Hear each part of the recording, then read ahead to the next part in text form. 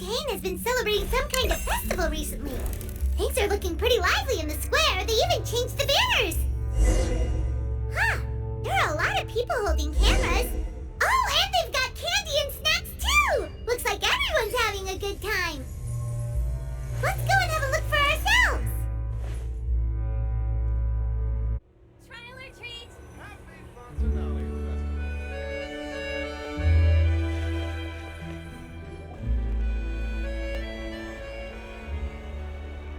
Seriously? But, Mr. Morris, I don't understand, sir. How can you only be telling me this now?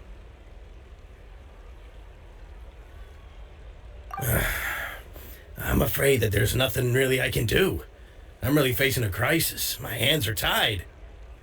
But what about my film? Well, I'm afraid you'll have to come up with something on your own. Take it from me. Sometimes you just have to let things go. Same goes for this film festival.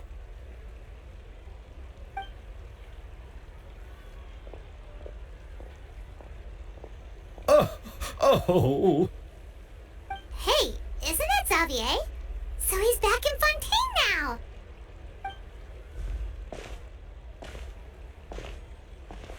Xavier! Oh, why, if it isn't the dear Traveler and Paimon. I really didn't expect to bump into you here at this time.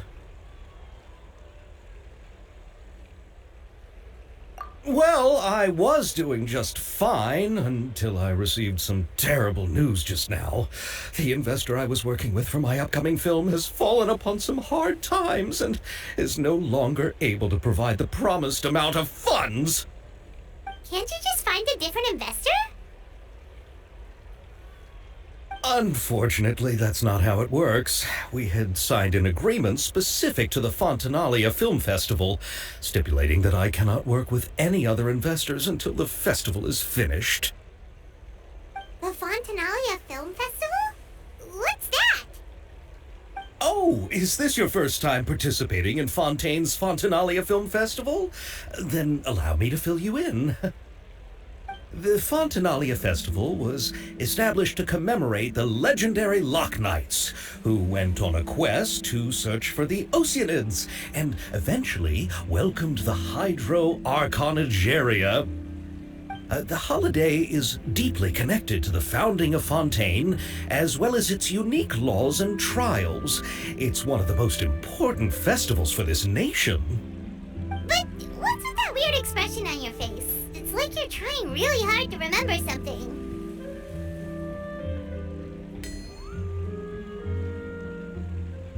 I was just trying to recall the exact description from the books, in order to avoid any unnecessary arguments over semantics. I usually try to recite things straight from the source. Well, either way, Paimon thinks she gets it now. It's just like the Windbloom Festival in Mondstadt, and the Lantern Rite in Lille. Yes, those are festivals of a similar variety. Who doesn't like a good festival? And just like those of other nations, Fontaine will hold a plethora of events around this time each year. To commemorate the Loch Knights, people will imitate them by putting on special costumes, raising golden cups, and going door to door asking for pure water. But a few years ago, Lady Furina started to find the whole idea a little drab, and so decided to change the part about pure water to sweets. That really doesn't surprise Paimon at all. The whole thing seems more akin to a carnival now, and it's quite popular among the kids. Every year you can hear a bunch of them saying, "Trial or treat." Oh, that sounds pretty fun. But how does that connect back to the film festival you mentioned? Yes, it appears I've strayed off topic. I just got too excited after seeing you. Let me get back to the point. The Fontanalia Film Festival is an event proposed by the Fontaine Film Association this year. Now that film technology has matured as a medium, it's the perfect time to introduce more people to the art form. During this time, people may submit films to be evaluated, and the entry with the highest score will be given the Furina Award by the association. The what award? The Furina Award! You know, after the Hydro Archon. They coined it while Lady Furina was still in power, but even though things have changed, no one has made any motion to update the name. Perhaps everyone still thinks of it as a pretty appropriate name. Even though she isn't the Hydro Archon any longer, Lady Furina is still Fontaine's superstar. Anyone with eyes can see the way she shines on the stage. Huh. Alright. Guess the name does work pretty well when you put it that way. Oh, but who would have guessed there'd be an issue with the funding? How will I ever explain this to Miss Chiori? Not to say all the other actors who traveled all the way here from Inazuma. Chiori? Sounds familiar. Where have we heard that name before?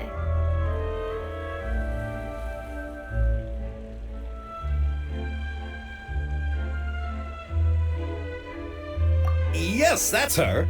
I asked her to oversee the event's art direction, including the design of the actors' costumes and appearances. Oh, Paimon remembers now! Navia said that her clothes were designed by Chiori, and Kirara's outfit too! How to describe her?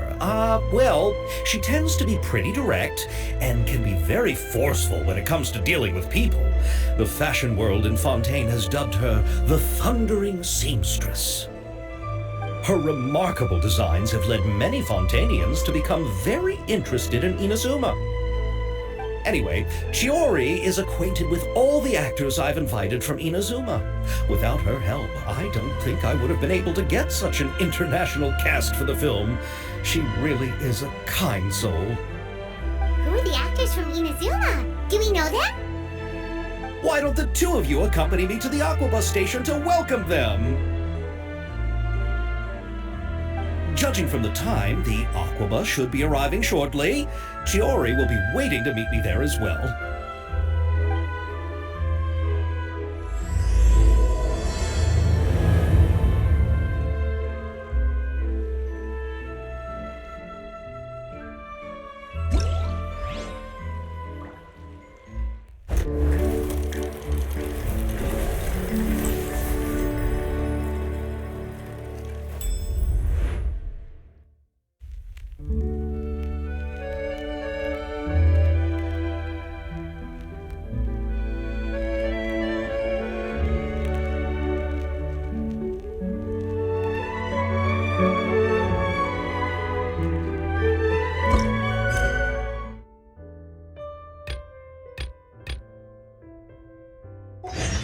Knights and aristocrats share the same cultural heritage, but the knights had enough sense to do away with all the superfluous detail.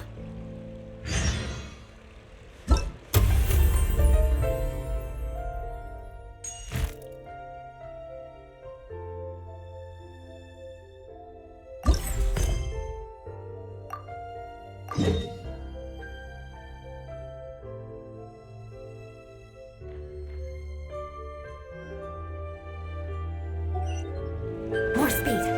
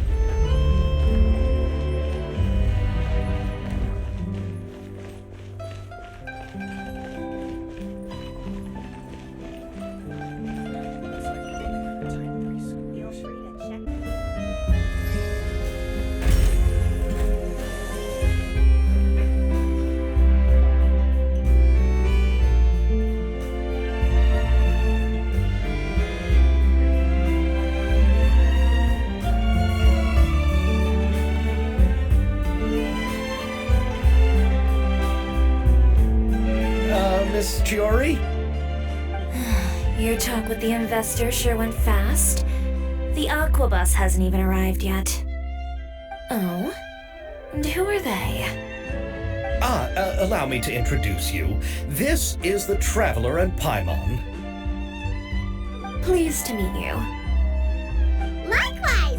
We've heard the owner of Chioriya Boutique is a skilled seamstress, so it's a real pleasure to finally meet you in person. Thank you. I just wanted to make sure she wouldn't always look like a cat that had been unceremoniously dropped in a bucket of paint. So tell me, what happened? I can tell the conversation didn't go quite as expected. Well, it's like this.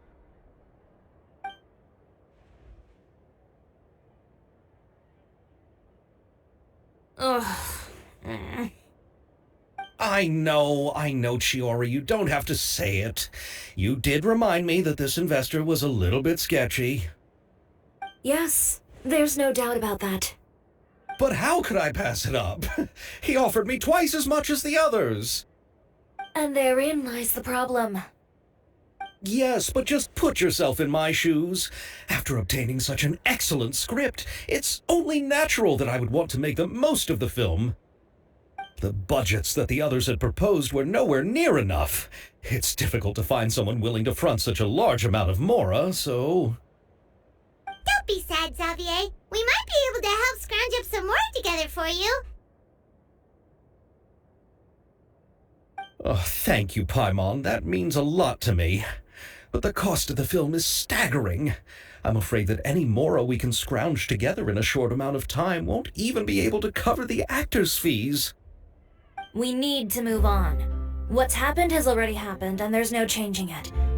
But now's not the time to give up. What? You're saying that you have a plan? No, that's not what I mean. I'm simply saying I wouldn't give up just yet. The actors I recommended aren't just after mora after all.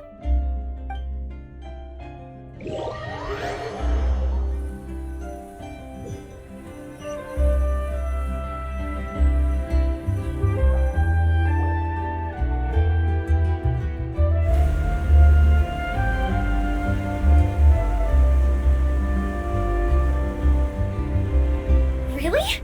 Then where do you live? We Malazines live in Mercy Village. The only way to enter is from underwater. Oh, you must be pretty tired after work every day, right? I mean, you have to swim all that way just to go home. We are so thoughtful. But some Malazines choose to live in the Cour de Fontaine because it's so much more convenient. This is our stop. Oh, we've arrived, but I haven't even finished chatting with Abel yet. I also enjoyed Abel's introductions to Fontaine along the way. Everything you described was so clear and detailed that we can't help but want to hear more. Thank you so much.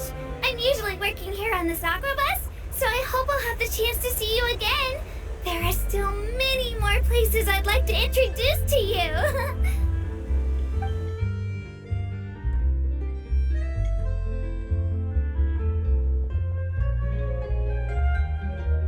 Welcome to the Cour de Fontaine. Chiori, you sure have changed a lot. This is the first time we've seen you since you left Inazuma. I haven't realized it's been so long. I was in such a rush when I left that I didn't even get to say goodbye. Thank you for extending the invitation, Mr. Xavier. I'm looking forward to a fruitful trip here in Fontaine. It's an honor to have the head of the Kamisato clan visit us. So they are who you meant when you said you had actors coming from Inazuma? Oh? It's the Traveler and Paimon. Wow, what a coincidence! Ayaka and I were just talking about you on the way here. Are you also here for the film? We just ran into Xavier earlier and came over with him. But I'm not an actress. Sir Kamisato and Lady Ayaka are the real actors here. I'm just tagging along with Ayaka to have a good time together.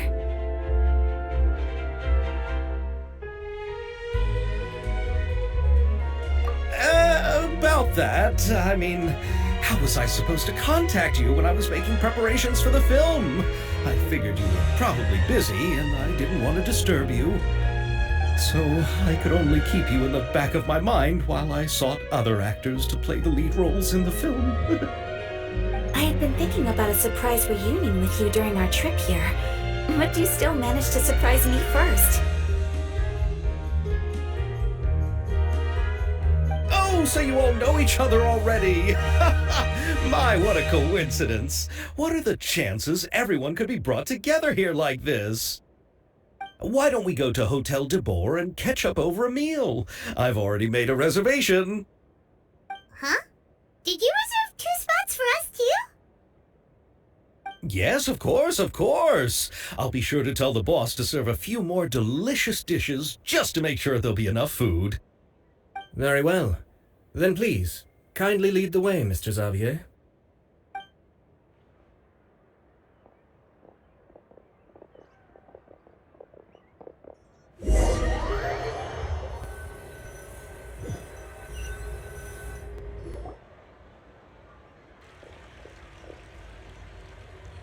Wow, the buildings in Fontaine are so tall. Just look at how big they are. And there's the fountain that Aval mentioned earlier. It really is a magnificent sight. And look at that huge spinning sphere. Where does it get its power? Wait a sec. Could it be one of those clockwork mecha we've heard so much about?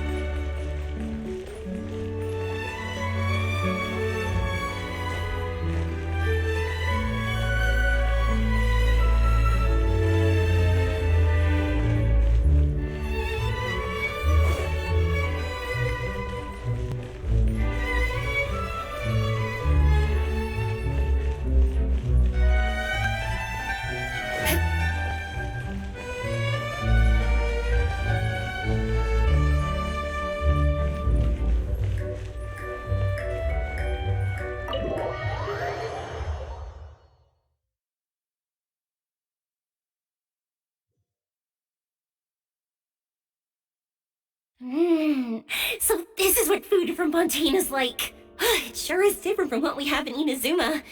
How should I describe it?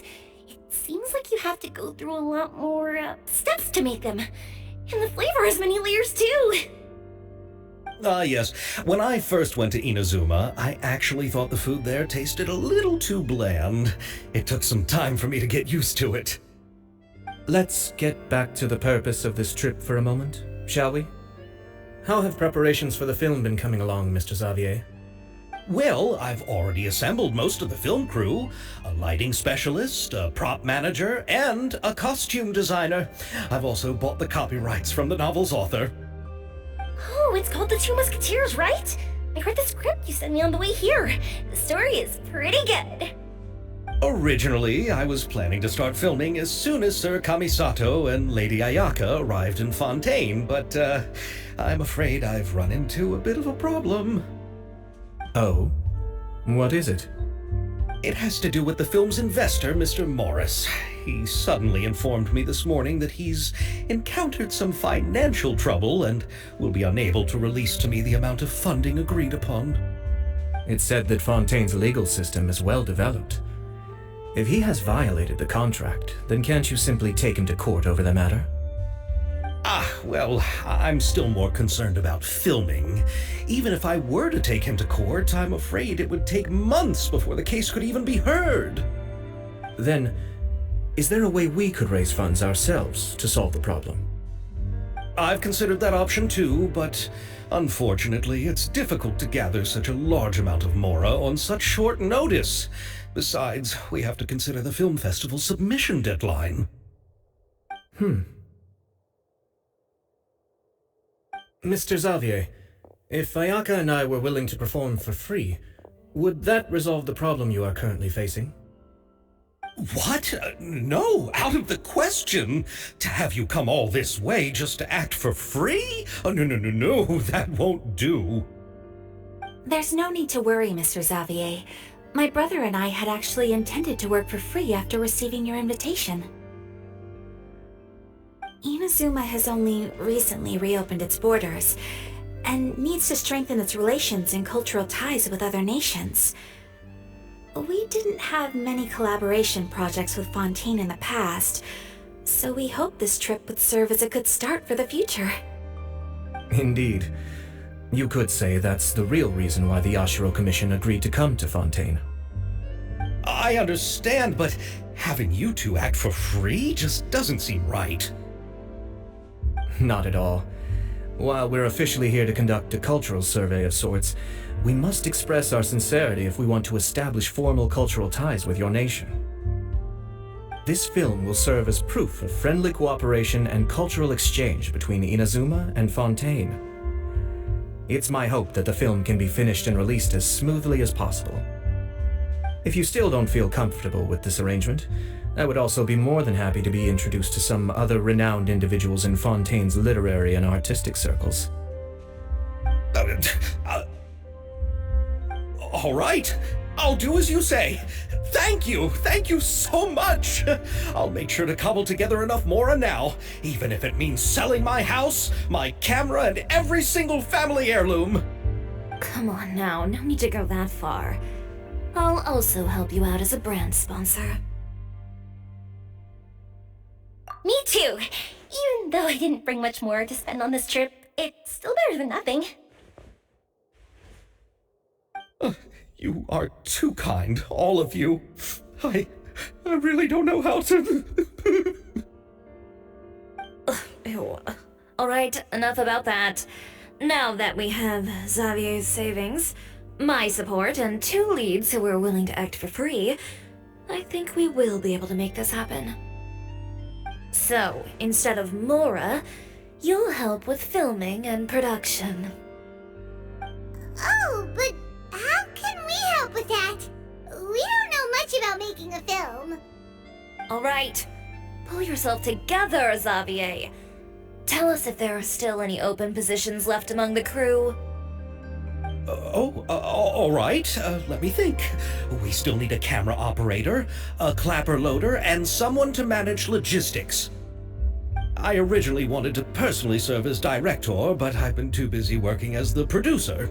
So the positions of director and director's assistant will also need to be filled.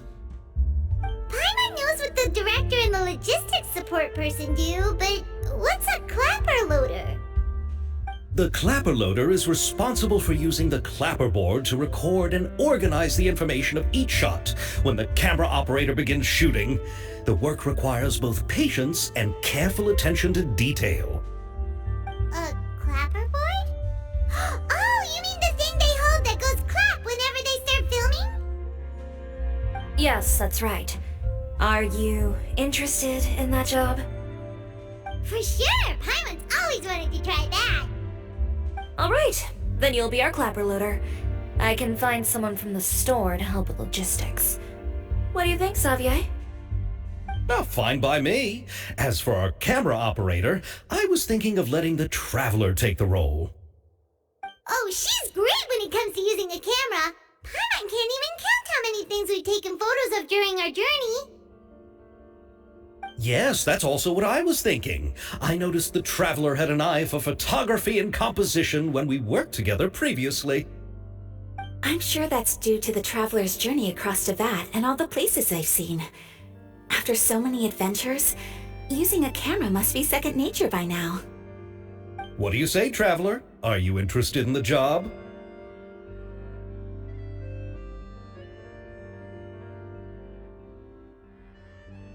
Thank you. It really means a lot to me. Come on, friend. Let me give you a big warm hug. So all that's left for us to find is a director and an assistant. Oh, me! I want to be the director's assistant. All we need to do is help the director, right? I can handle that. All right, then all we need is a director. Oh, all the well-known directors in Fontaine are probably also busy working on their own films these days. I'm not sure who will have time to help. Oh, Furina helped out a theater troupe recently by serving as an artistic consultant. She could be a good director, right? Besides, it's not like she has anything else to do right now. Furina? Do you really think Lady Furina would be willing to help us with our humble project? Isn't that the name of Fontaine's Hydro Archon? My brother has already informed me about what happened here in Fontaine. Yep, that's her! She helped out a theater troupe not too long ago, and now she's taking up work as a director! Well, I saw that musical. Her performance was perfect, and the storyboards were also excellent. Don't let her former identity intimidate you. She's the best candidate we can think of right now. You'll never know until you give her a shot. Fine. You're right, Shiori. I'll do anything for the sake of my film. Anything! Then I'll have to ask the Traveler and Paimon to show me the way to Lady Furina's residence. I just hope she'll agree to help. Do you need us to also come along? No, there's no need to trouble you with this. Besides, you've just arrived in Fontaine, and I'm sure there are many places you would like to visit. Just leave this task to me. It's part of my duties as the producer. Very well. Then we'll be waiting to hear the good news. I'll go with you. By the way, you might want to consider bringing a gift. And don't worry, we won't simply drop you off at Furina's place. We know Furina pretty well by now, so having some familiar faces there should help your chances. Besides, the whole thing was our idea in the first place. All right, then I'll start making preparations. As for the gift...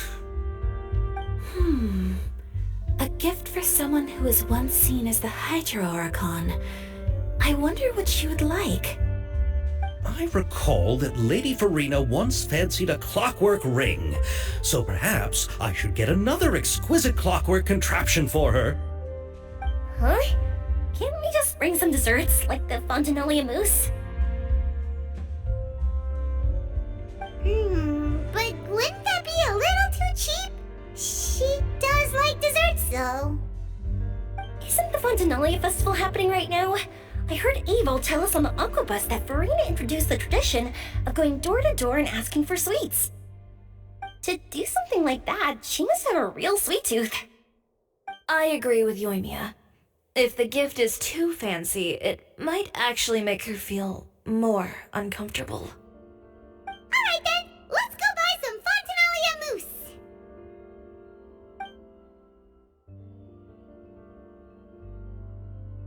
But will that really be enough? We'll be asking her to do a lot of work, you know. You're right. We need to further sweeten the deal. Huh? You want something even sweeter than Fontanalia mousse? Yes, we'll need a gift that's sweeter than any dessert in the world. But what could that be? Your words of praise.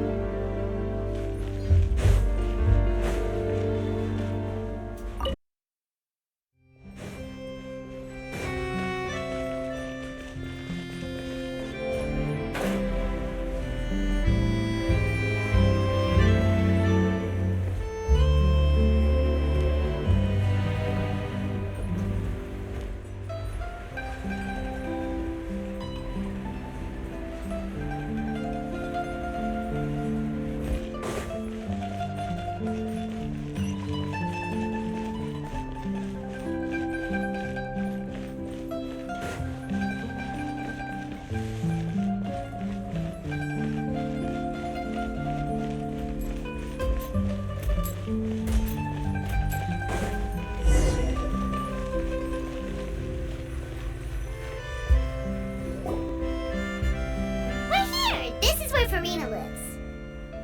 Okay, I'll go knock on the door.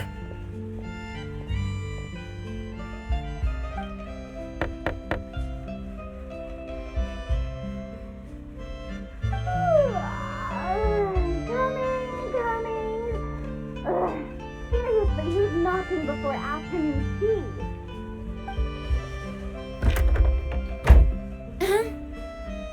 are you? Lady Furina, please allow me to introduce myself. I am Xavier, a film director. Hello. Oh, is that the traveler in Paimon I see behind you?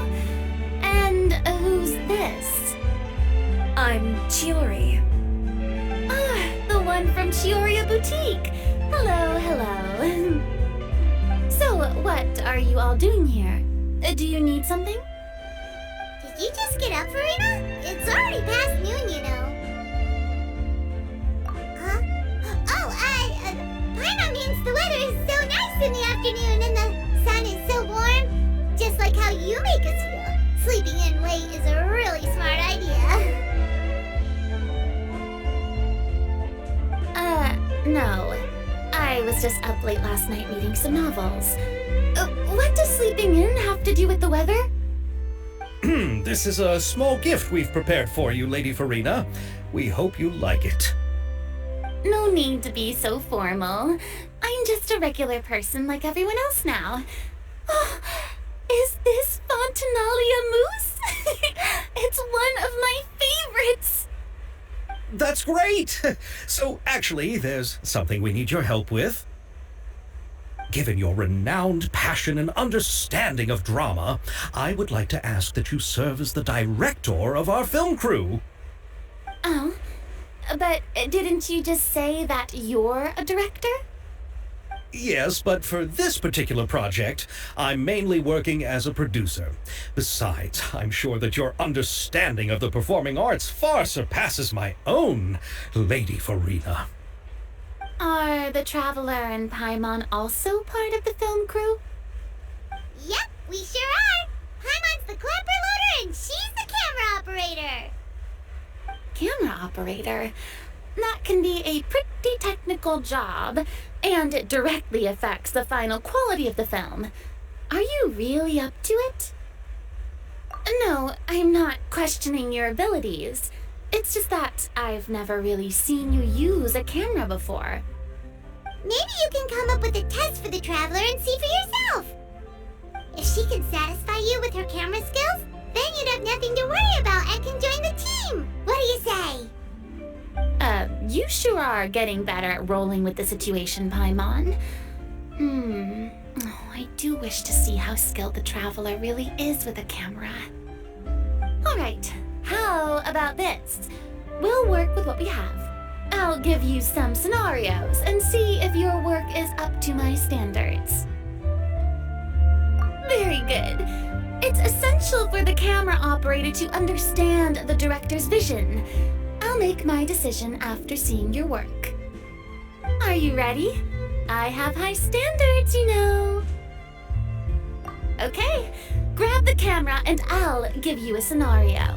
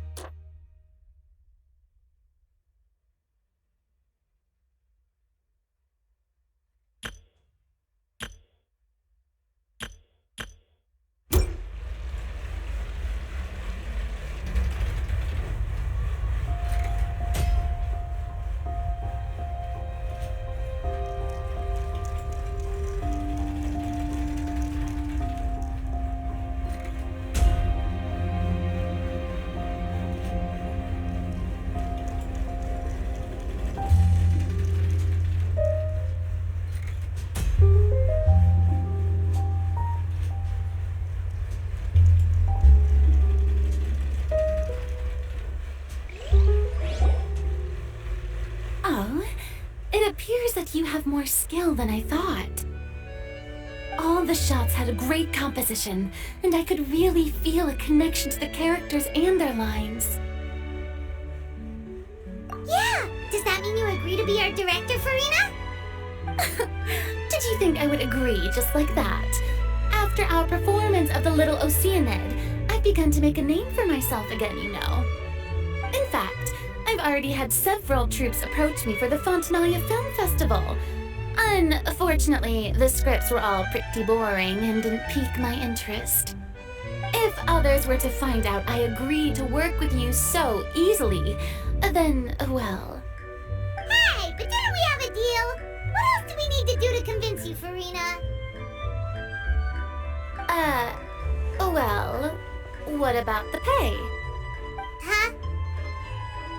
You know, how much you're willing to pay me to be the director?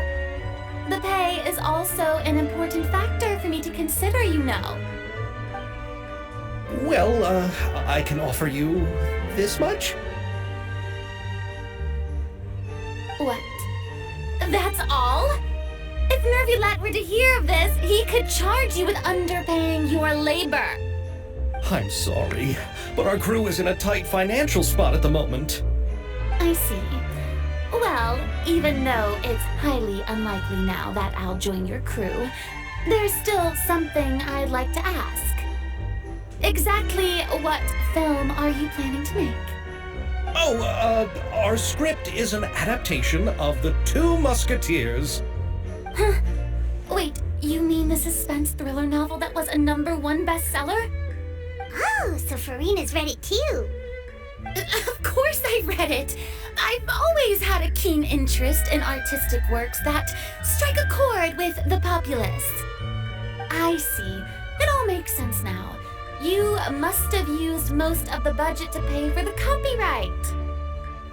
Not really. The novel's author transferred the copyright to me practically for free once he heard that I wanted to make a film adaptation of the story. The lack of budget is due to another issue. He probably just wants to get his name out there. So, Mora isn't the most important thing to him right now. It reminds me of a delivery courier who wears one of my designs while traveling all across Teyvat. I didn't charge her much for the outfit either. The exposure she provides for my brand is well worth it. So, are you a big fan of this story, Furina? Well, it's alright. The pacing of the story is good, but the character relationships could use some work. When I was reading it before, I always felt like some things were left on a rather unsatisfactory note. I have high standards, you know. Ahem, Mr. Xavier, if, hypothetically speaking, I agree to be the director, how much freedom would I have in terms of script revisions and creative interpretation? Oh, as much freedom as you would need. I wouldn't dare doubt the tastes of Fontaine's greatest star. Good. Then I'm free to alter the script as I see fit. Absolutely, no problem.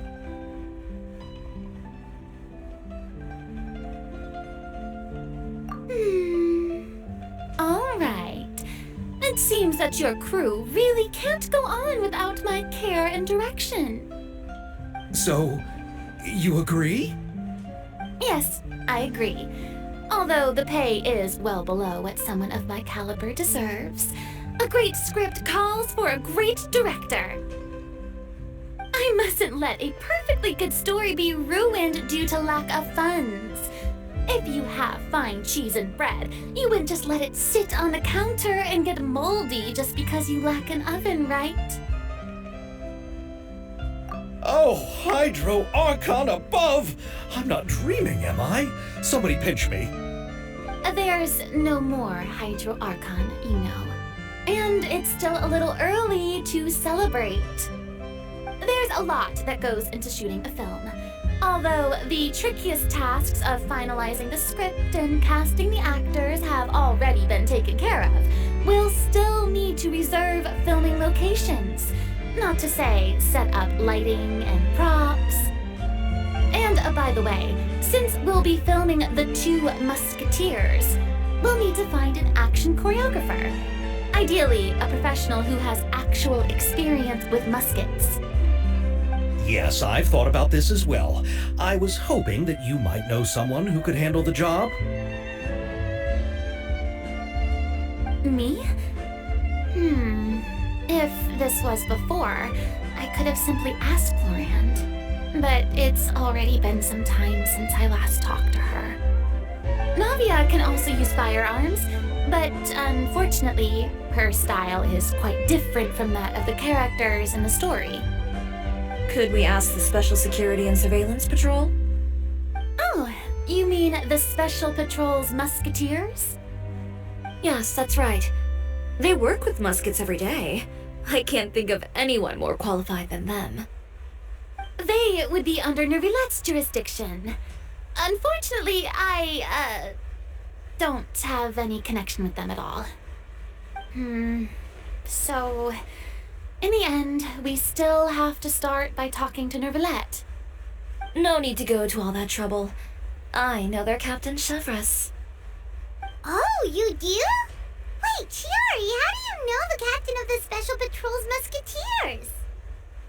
No particular reason. Running a business means dealing with some trouble from time to time, and she's helped me out on a few occasions. In return, I've helped her handle a few situations in which the Special Patrol couldn't get involved directly. So, we've gotten to know each other over time. So you're saying there's been times when the Special Patrol needed a fashion designer to handle a situation? Your work is becoming more and more mysterious. It'd be best to keep it that way. Anyway, enough about that. What do you all think about asking the captain to be our musket action choreographer? She sounds professional enough. She is a captain after all. I have no objections. But I imagine the Special Security and Surveillance Patrol must be busy with their duties. Do you think she'd really have time to help with shooting a film? And then there's the issue of pay. Well, it just so happens that she's also not the kind of person that's just after Mora. As for whether she has time, I'll have to go and ask her first. Then I'll leave that to you. Macaroni's on sale today, so I've got to go. You can just tell me how things went when we discuss tomorrow's plan later. No problem. Having Furina join feels like a big boost to our team. Of course. Just wait until the day of our premiere. You'll witness the true power of my name in these lands. You'll be so glad I agreed to help. I can guarantee that even the standing tickets will be sold out. I'll be sure to ask some people I know to see if they'd be willing to act as extras. Seems like you're finally getting more comfortable with your own reputation now. I didn't ask for the Clapper Loader's commentary, Paimon. Then let's get going. I happen to know where Chevreuse is today. By the way, I'm curious. If my pay is so low, then what about our two lead actors? Didn't they travel here all the way from Inazuma? Actually, they told us that they see the trip as part of a cultural exchange, so they didn't ask for any pay. What? So is every person in Teyvat who doesn't want money gathered here to shoot this film? Don't tell me Chiori isn't being paid either. I already knew Xavier from before, and he's also agreed to give my brand some good exposure. It seems the gods have really smiled upon you, Xavier. And that certainly doesn't include me, mind you.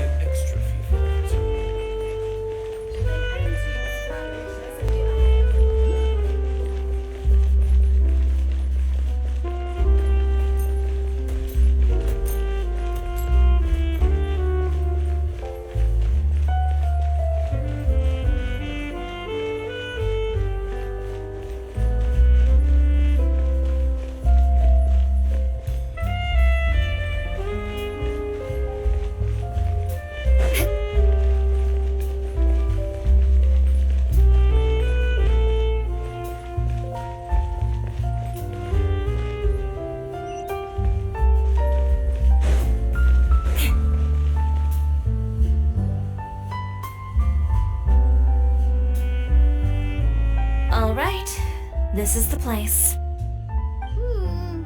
But where's the captain? There's hardly anyone around here. She's over there. The one with an eye patch reading in front of the newsstand. Oh, her! Paimon could tell there was something different about her. She seems kinda intimidating. Please wait here for a moment. I'll go fetch her. She's working now, so you might not want to get in her way. Working? But isn't she just standing there and reading a novel? Just trust me. Oh, alright, let's see what happens then. Chiori sure is a mysterious person. She claims just to be a fashion designer, but she knows all these powerful people.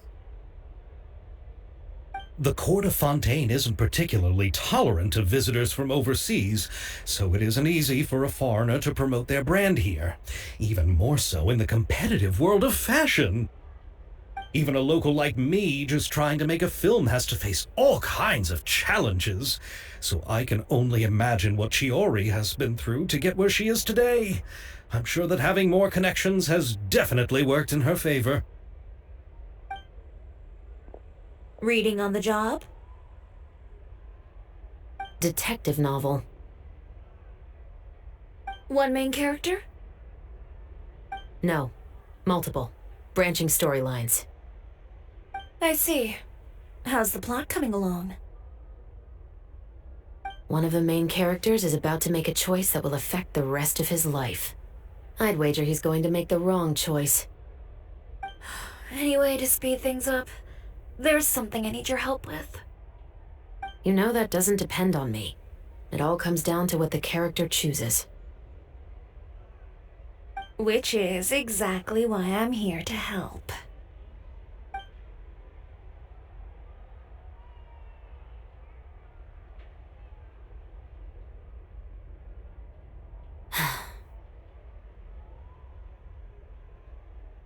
All right.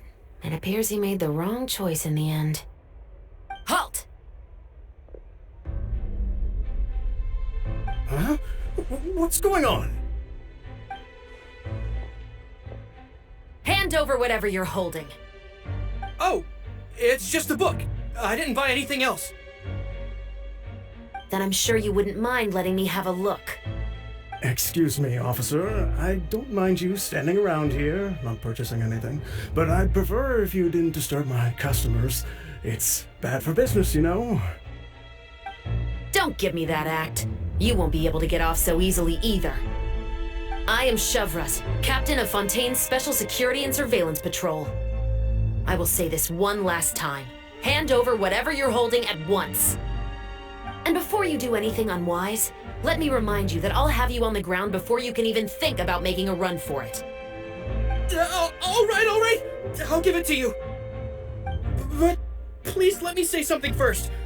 If there's any contraband in that book, then the shopkeeper here is the one who slipped it in. I don't have anything to do with this. Why, you trying to leave me on the hook, huh? You were the one who said you wanted it. Save it for the interrogation room. Take them away, L'Atelier.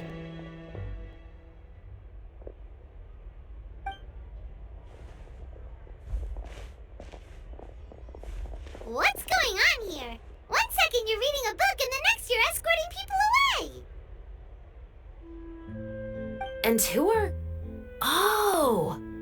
Aren't you the traveler who's been all over the papers recently? Chiori, I'm assuming what you wanted to ask me about has to do with them, right?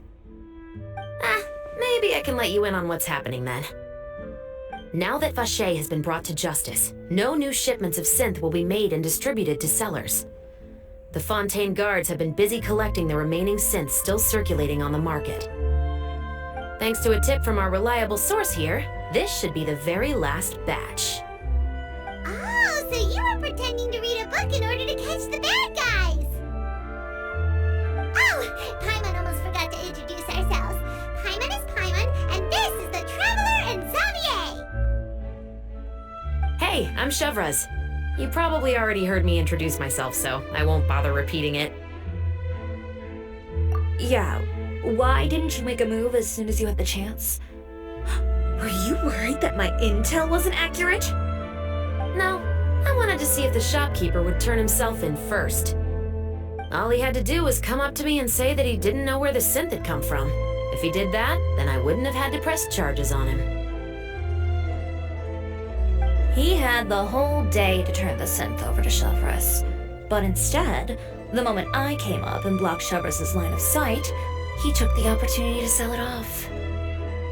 Yep, he made the wrong choice, even though the right choice was right there in front of him. But you knew they wouldn't make the right choice. Yeah, I knew. I was just hoping I'd be wrong for once. Enough about that, though. What did you want to ask me about? Oh, you see, it's like this.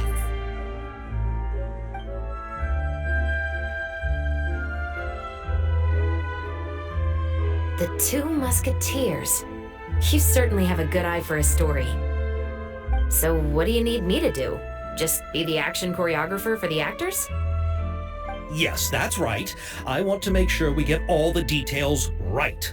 I want the actor's posture and understanding of firearms to be as realistic as possible. However, I'm afraid this work will require a bit of your time, since you'll have to be present whenever we're filming. Also, as for the pay... No need to say any more. I'll join. Huh? Just like that?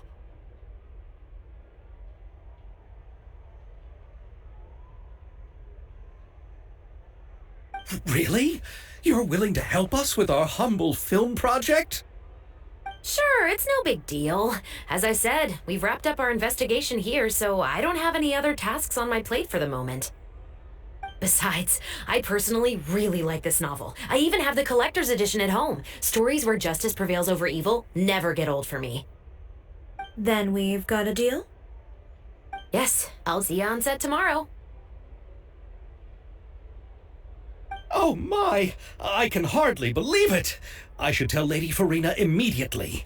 Oh, and I must tell the prop manager and lighting technician to get everything ready. We start filming tomorrow! Calm down, Xavier. The film is going to take more than just a day to finish. Still, I should also head back now and start preparing the actors' costumes and makeup. Alright, guess that's it for today then. Traveler, Paimon, please stay for a moment. I have something to tell you. Then I'll take Xavier back. Poor thing. He's so excited that he can't even walk straight anymore. I don't want to spend our first day fishing our producer out of the fountain. He'd better.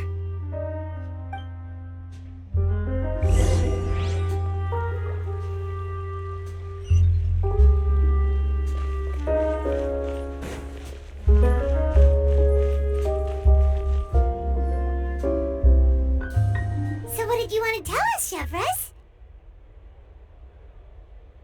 Have you read The Two Musketeers?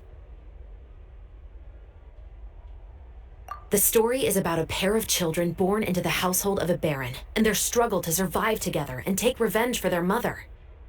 They were raised at the baron's estate where their mother worked as a maid. The two were illegitimate children that the baron had with the maid, so they were never treated well by anyone.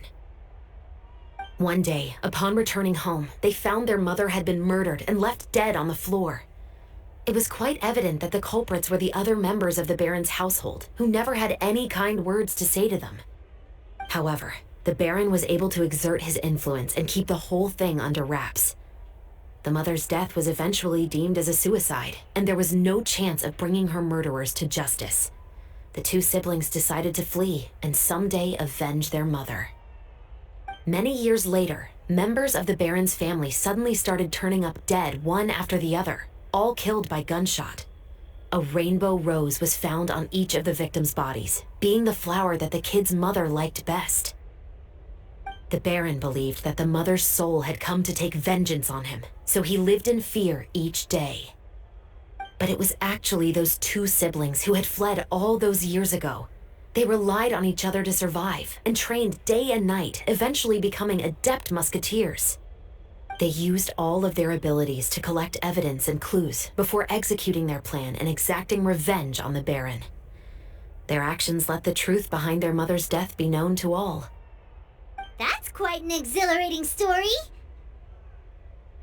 Yep, the Baron got what he deserved for his evil deeds, and justice was able to prevail. It was just the kind of story I enjoy. Oh, so is that why you were so willing to join our crew, Chevreuse? You could say it was one of the reasons. Oh, you mean there were other reasons too? I've read the reports about you. Whether it was at the trials or when you lent your hand to resolve our nation's crisis, you've shown that you've got a strong sense of justice, as well as a great mind for deductions. Yes, you're as sharp as I expected. It seems you've experienced many similar situations before. There's been a recent murder case involving muskets. The perpetrator's methods appear to be very similar to what is described in the novel. Huh? Really? But Paimon didn't see anything about that in today's papers. The Marechaussee Phantom hasn't yet released any information to the public because the investigation is currently at a standstill. The murderer is extremely cautious. A murder involving firearms? But not that many people use those in Fontaine, right? Impossible. We perform a routine inspection of our firearms and ammo reserves every day. If one of the weapons had been fired, it would stick out like a sore thumb. Besides, I trust the members of my platoon. However... Well, that's all I can disclose about the case today. Huh? What do you mean? I hope you all can go back and get some shut-eye. You can decide tomorrow whether or not you'd like to join the investigation with me. I'm aware this might not be the ideal time to add more to your plate, but the more capable people we have, the better the chances that justice will prevail. Carrying out investigations isn't actually supposed to be our responsibility. Our job is to apprehend the perpetrators. Finding them is really up to the Marechaussee Phantom. You could say I'm taking part in the investigation out of personal interest. I don't want people to see muskets in a negative way, and also, I'm concerned about the similarity between the crimes and the story. You mean they might be connected somehow? I suspect so. Just to make myself clear, this is not an order, nor is it a deal of any kind. It's a request, nothing more. If you two have any interest in the case after we finish filming tomorrow and are willing to assist me, then I would be most grateful. What do you think, Traveler? Yeah, you're right. Paimon's getting a little tired too. We've really been hustling all day. You'd better head back and get some rest. It's good to keep a calm mind, especially when you're about to make an important decision. Otherwise, when the moment comes, you might end up like that shopkeeper and not even realize that the right choice is right there in front of you.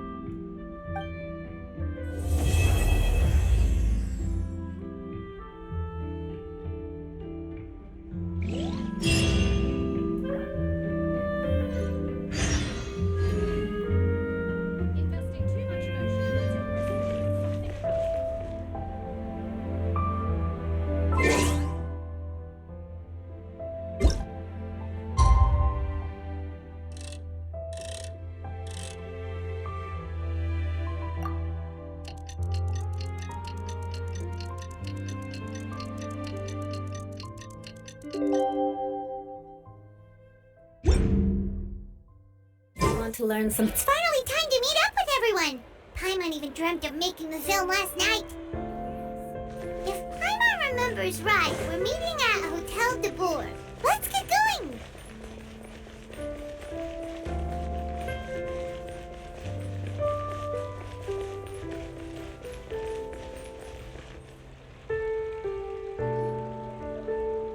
Ayaka! Ymira! You're already here! Good morning. Xavier said yesterday afternoon went well. Yeah, and how about you, Ayaka? What were you up to yesterday? After we split up, Ayato went to see Udex Nervillette at the Palais Marmonia. I was originally thinking of going with him, but he said he could manage it himself. He told me to go see the sights around Fontaine and to enjoy the local culture. So I rode the aqua bus with Yoimiya and visited the opera house on Aranias Island. Yeah, you wouldn't believe what we saw there! 2 mechanical puppets that were dancing together! You've already seen them, right? Yeah, those two! Amazing, aren't they?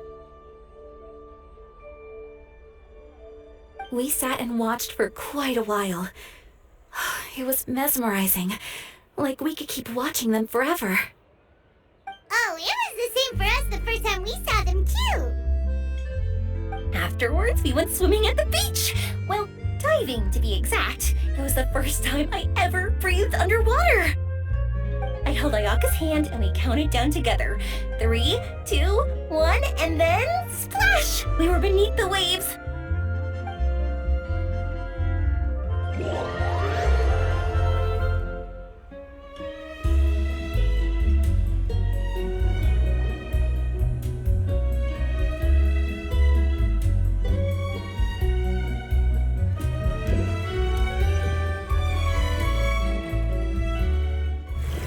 First, I didn't dare to open my mouth. But once I couldn't hold my breath any longer, I decided to take a big breath in. Turns out the water wasn't as salty as I imagined. It didn't really taste like anything at all. Before I knew it, I was breathing like normal down there. It was an amazing feeling. Ayaka said I was too nervous and needed to loosen my grip. She got used to everything way faster than I did. I knew that the Traveler could do it, so I had no doubt we could do it too. That helped me feel at ease as soon as we dove in. The underwater world in Fontaine truly is beautiful. I love seeing the romaritime flowers blossoming underwater, like little candles lighting up the streets at night. Yeah, and there were so many creatures that we've never seen in Inazuma. Like those fish that shimmer like a sword blade. Whoosh! Oh, and those big fish that call when they see people. Ooh. Oh, you mean hunter's rays and blubber beasts. I just love the name Blubber Beast. Just wait till Pops and the others hear about this. They probably won't believe a word I say.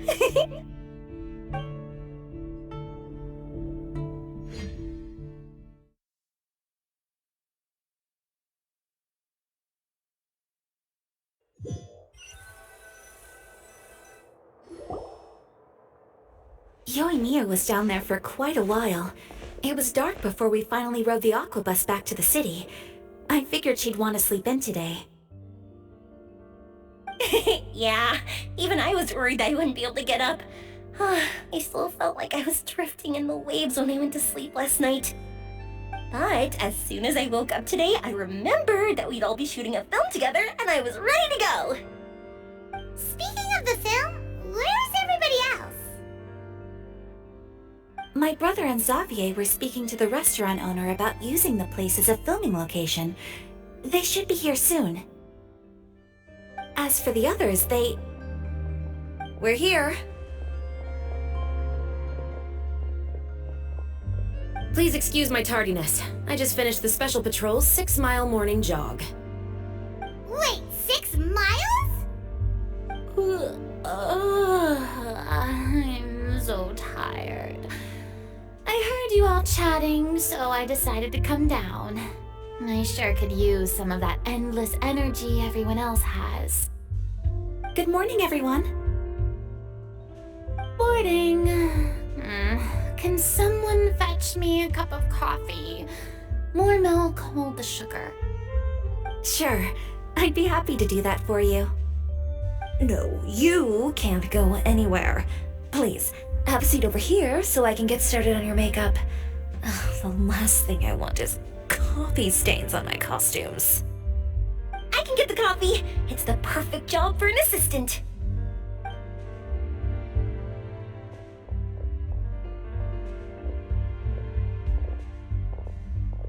So much energy. Seriously, what's her secret? Oh, Yoimiya's always like that. But you sure look exhausted, Furina. It's because you're not used to waking up so early, huh? Of course not. I spent the whole night reading the novel from cover to cover, marking sections that either need to be omitted or adapted. Wow, Paimon didn't expect you to be so thorough. Well, I was the biggest star in all of Fontaine after all. It takes more than just a pretty face to earn a reputation like that. I know how to get serious when the situation calls for it. I went all out when I was acting as an Archon, so why wouldn't I do the same for my own life? Here's your coffee, Director Furina.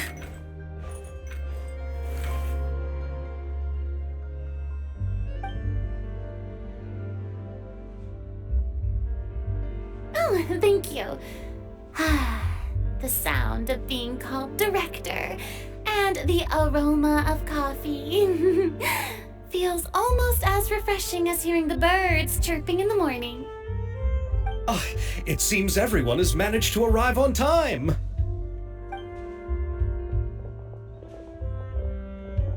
We've reached an agreement with the restaurant owner.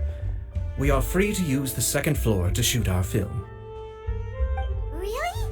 That's great! He is really looking forward to our film and hopes that providing his restaurant as a filming location will attract more customers. Well then, Mr. Xavier, I'll leave the rest to you. Okay, thanks. First, I'd like to introduce our new members. This is our prop manager, Veronique. She'll be in charge of all the film's props and items. And this is Bonneau, our lighting technician. He'll be in charge of lighting and illumination to set up each scene's atmosphere. Wow, sure feels like we have some real professionals joining the crew now. First of all, please allow me to first express my sincerest gratitude to everyone in the crew. When my investor informed me yesterday that he wouldn't be able to provide the funds, I really thought that this was the nail in the coffin for this film. I had no idea that I'd find so many people willing to help me on such short notice. Thank you. Thank you all from the bottom of my heart. No need to be so cordial, Mr. Xavier. We're all honored to be a part of this. Your works made a profound impression on me when I saw them back in Inazuma. I am sure that someday, this film will be remembered as a prime example of cultural exchange between Fontaine and Inazuma. Yes, the story is the reason I agreed to join. I can't bear to even imagine what this film would look like without the very best director. Anyway, I would like to make a promise to everyone that as the producer of this film, I'll do whatever I can to ensure that everything goes as smoothly as possible. This is not just my film. It also embodies the thoughts and feelings of every person here, as well as the endless effort we are about to pour into it. So, without further ado, the Two Musketeers will officially begin filming now! You may take it from here, Director Furina. All right, listen up, everyone.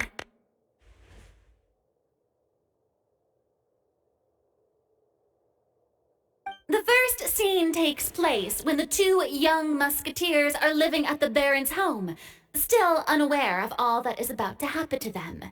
We'll need props and lighting to set the scene. Our lead actors can go get their makeup done, and extras, please take this time to go over your positions. Whoa, seems Furina's really kicking things into gear as the director. Is everyone clear? I don't want anyone traipsing around the set like umbrella finches. All right, cameras will start rolling as soon as the set is ready.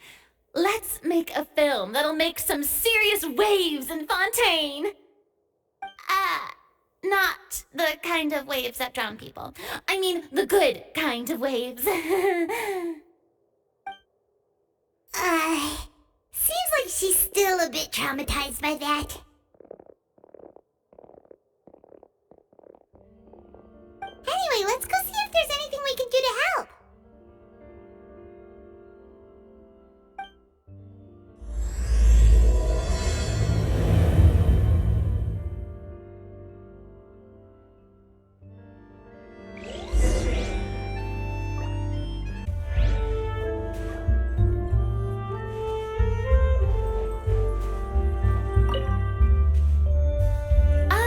don't need any help here. Why don't you try asking someone else?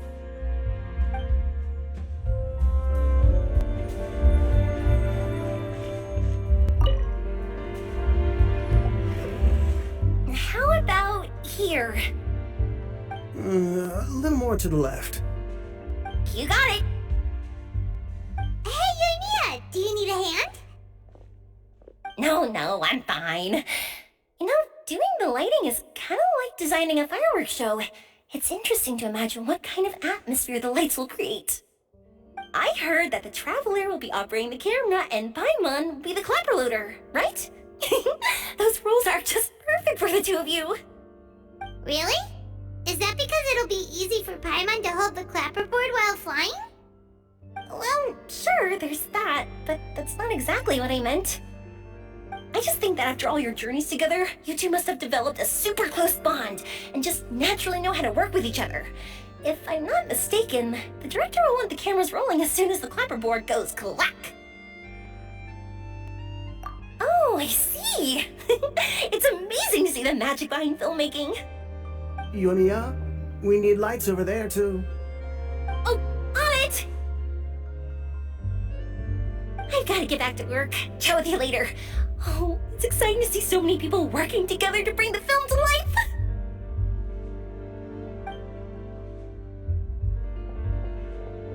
Seems like Yonia's really getting into it. But she was right. We do have a super close bond, don't we? Paimon's really happy to hear that.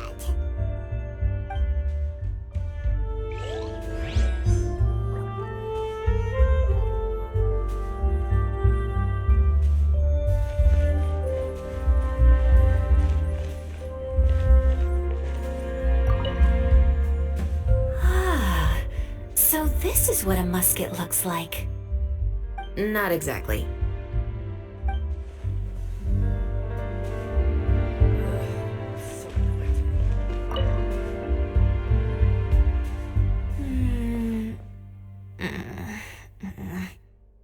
Ayaka has mentioned you to me before. She said that you two were great friends when you were kids. No talking. I'm thinking about how to do your eyeshadow. Ah, yes. To help me really look the part. To achieve a more young and naive look for this scene. Are you saying the wrinkles around my eyes are too deep? You just have too much of a calculating look in your eyes. You sure don't mince your words. It seems you really haven't changed much. Quiet.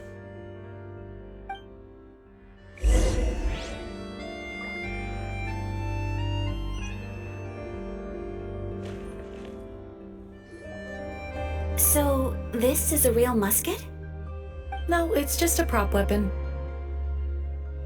Not bad. Have you seen a real musket before? Only in books and newspapers. I made this one based on the relative shape and proportions I saw in reference images. When we're filming, some special gunpowder will be applied around the muzzle, which will help create the flash and smoke effects of a real gun being fired. Which means it'll be up to the actors to portray the recoil. That's right. The sound effects for gunshots will also be added in post-production. Thank you, Veronique. I think I know where to start now. However, the musket's gears and firing pin could still use some work. Adding some wear on the metallic components will make them appear more realistic. Also, be sure to rub the muskets with some oil each time before we start shooting. That'll give the impression that the firearms have been well maintained. Good point. You seem to know a lot, Miss Chevreuse. I assume you use these types of firearms on a regular basis? Yes, I perform routine maintenance on my weapons every day. Just like we as people need to eat and sleep, muskets need to be cleaned and maintained. I also perform similar care for my sword every day, and familiarize myself with its shape and weight, to the point where it feels like a natural extension of my body. Yes, this way, our weapons will never betray us in the heat of battle. Yes, well said. It seems we have the same philosophy on this topic. Oh, sounds like they found a common interest to talk about. Though these props differ from the muskets I use, I can still give you some pointers. Good. I look forward to your instruction. First and foremost, never point the weapon at anyone, regardless of whether it's a real or prop weapon or whether you're holding it or it's on the table. This holds for any time when you're not actively engaging an enemy. Okay, understood. When aiming the musket, extend your arm so that it's level with your shoulder and use your eye to look down the weapon's sights. Like this? Not bad. Now, try saying your lines. This is the end of the road for you. Good. Now turn your body a little. That way, you'll give your enemy less of a target to work with. And relax your shoulders. Here, allow me to demonstrate. This is the end of the road for you. Huh. Excuse me, Miss Chiori.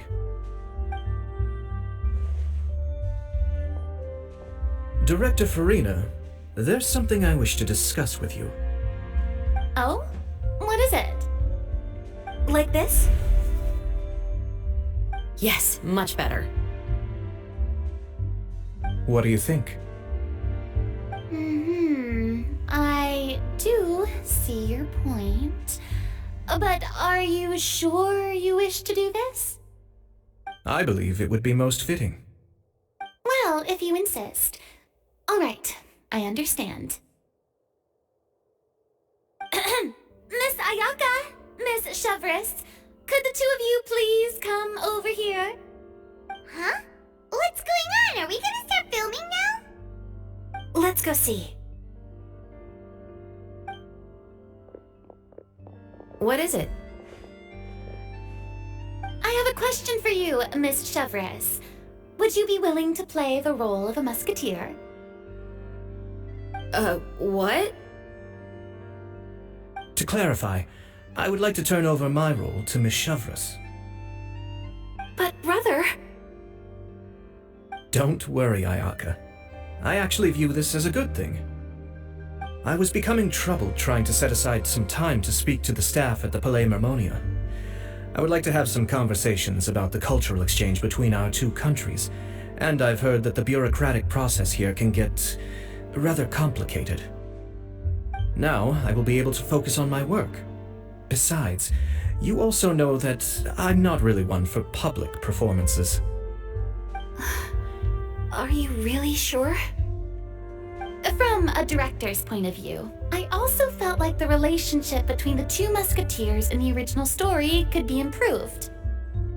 The older brother in the story plays the lead role with his overbearing character, but this causes his character to overshadow that of his sister, and the theme of the two supporting and relying on each other isn't conveyed very well. But if we were to change the siblings to two sisters of a similar age, then that aspect of the story might come through more clearly. Also, I've seen you instructing Ayaka. That cold and dignified personality is exactly what we need for the older musketeer. Of course, even with all these insights, the decision should still be made by Miss Chevreuse. Chevreuse mentioned that she really likes the story, right? Paimon bets that she'll take the role. All right, I'll take the role. Good. It's decided then. I'll get started on making edits to the script. We'll also need to make some immediate adjustments to the lighting, props, and costumes. I have a feeling that our adaptation will be even better than the original story. You're doing a great favor for me, Miss Chevreuse. You have my gratitude. Don't mention it. I like this character, so if anything, I should be the one thanking you. Well, since my brother is the one who brought up the idea, I suppose there's no need to worry. Let's go, Miss Chevreuse. I look forward to working with you. Please, just call me Chevreuse.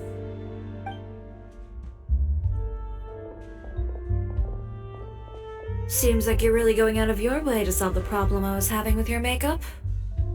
Surely you jest, Chiori.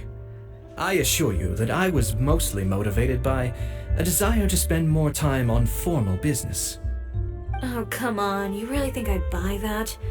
According to what I've heard from Ayaka, her brother is someone who can juggle 10 different matters at the same time.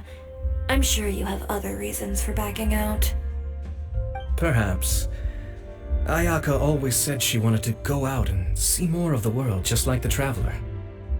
But I feel that she needs not only to see other nations, but also to make some different kinds of friends. I think it would be harder for her to make new connections with me constantly by her side. I would like to give her some space. Alright, go on. Spoil her some more. Ayato! It's too bad you're stepping down from the role. Paimon really wanted to see you act as a musketeer. No need to poke fun at me. I'd wager that you also felt that I wasn't the best candidate for the role. It's a little hard for Paimon to imagine you saying those lines. Yes, I've made an appointment to meet some people from the Palais Mermonia. Now, I will have some more time to prepare. Traveler, get the camera ready. Paimon, get the clapperboard. Actors, to your positions. We're about to start shooting the first scene. Go on now. And please take good care of Ayaka. Yep, don't worry.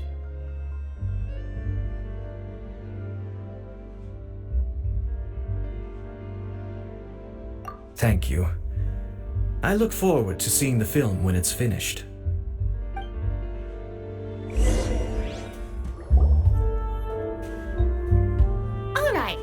Now that we're all here, let me help set the scene for everyone.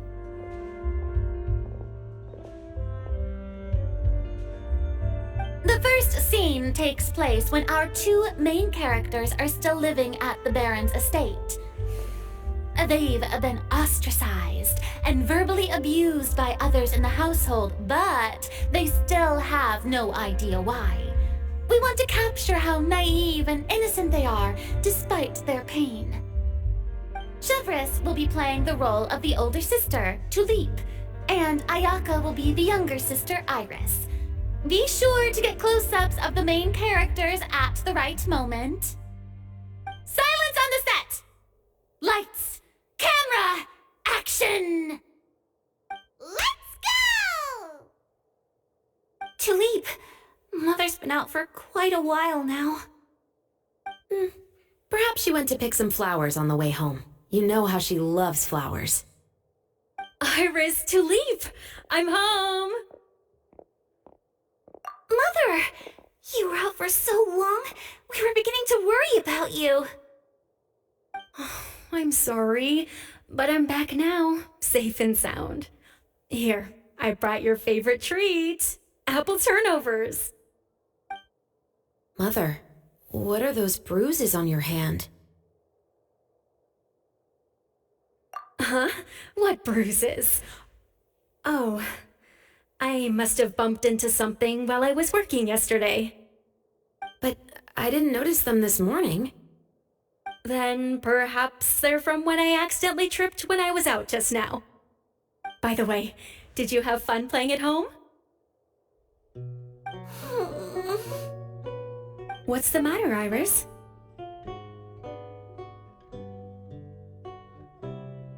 Well, we've realized that no one really wants to play with us.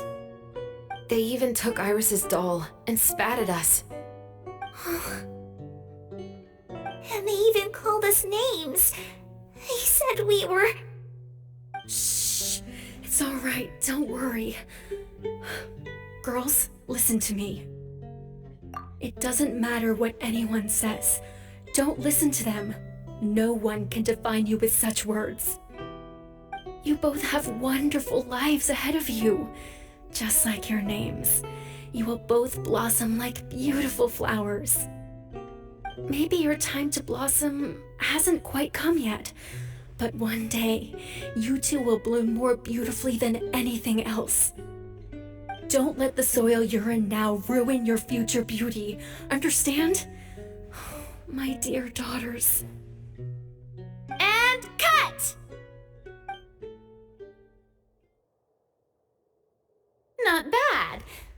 actors' emotions were all on point. Let's keep that take.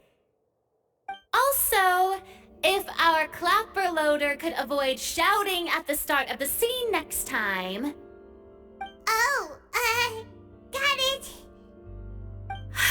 Great. I was a little worried that my nerves would get the better of me. What about you, Chevreuse? I felt fine. The lines weren't too difficult at all. Seems like Furina must have adapted the role nicely. You two were great. I couldn't tell it was your first time acting in a film. You should have more confidence. Thank you for your encouragement. Positions, everyone! We'll move on to the next scene after we try a few more camera angles.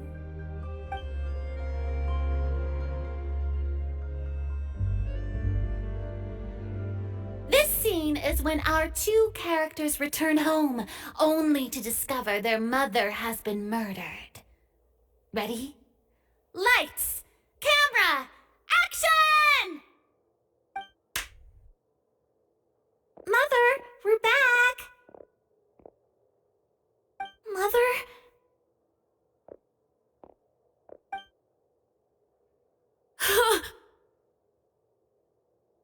What's wrong, Tulip? Iris, stay away! Huh? Why? What's... Mother! Mother... She's...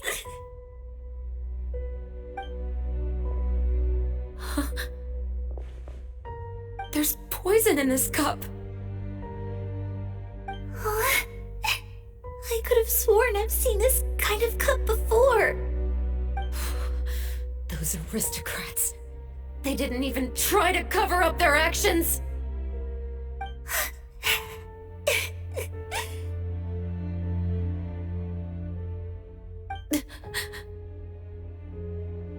Iris, we need to leave this place. Leave? But now that Mother is gone, where can we even go?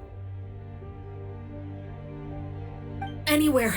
All I know is that we can't stay in this house.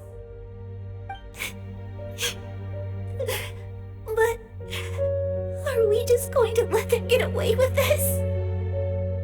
We'll have our revenge, I promise you. Just not right now.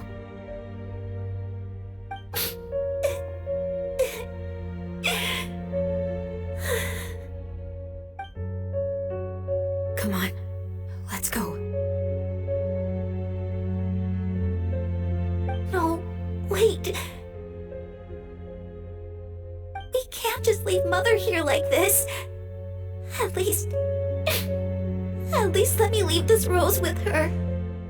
That's why we went out in the first place. To buy her this flower. All right.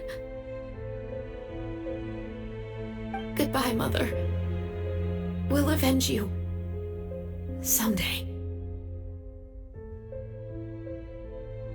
And cut! Beautiful! Great performance! Oh my, you're so amazing, Ayaka! And were those real tears I saw? How did you do it? I was surprised too. Thank you for the kind compliments. Actually, as soon as Director Furina said action, I told myself not to think about anything. I just felt the weight of the moment and became the character. It's quite similar to practicing the art of the sword. You clear your mind and focus only on what's happening in front of you. Ayaka's performance was amazing. Have I discovered an acting prodigy? Pipe down, everyone! We need to move on to the next scene!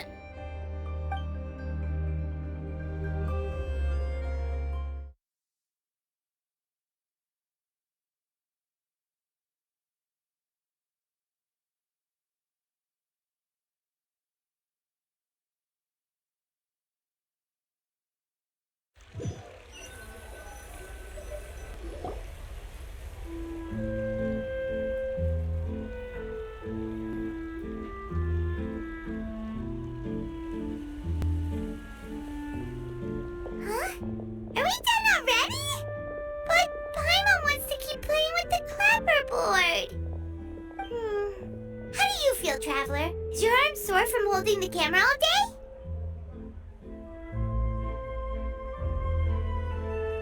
Good work, you two. You too, Chevreuse. You were quite the actress today. I've read this novel many times before. I have a good grasp of my character's mindset.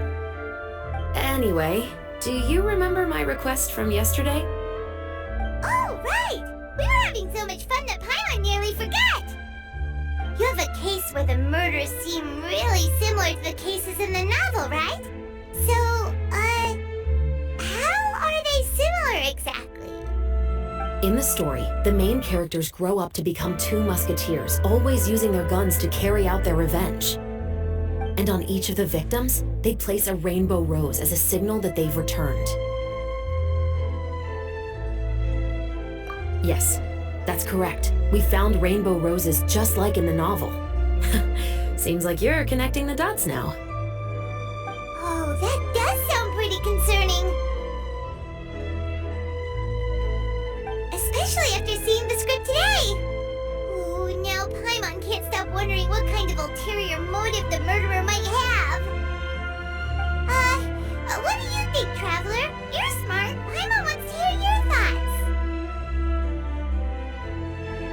Good. On behalf of Fontaine's Special Security and Surveillance Patrol, thank you for your dedication to justice. There's no time to lose. We should start investigating right away. Follow me. Huh? Right now?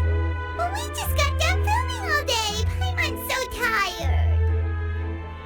The most valuable intel always comes after nightfall. They are like small, remote islands in the middle of the sea. If you don't stay vigilant, you will pass right by them in the fog. That's how one of my favorite books always puts it, at least. So, where are we going right now? Let's start by checking out some workshops that sell mechanical components. If the culprit is making their own weapons, it's very likely that they'll visit those sort of places.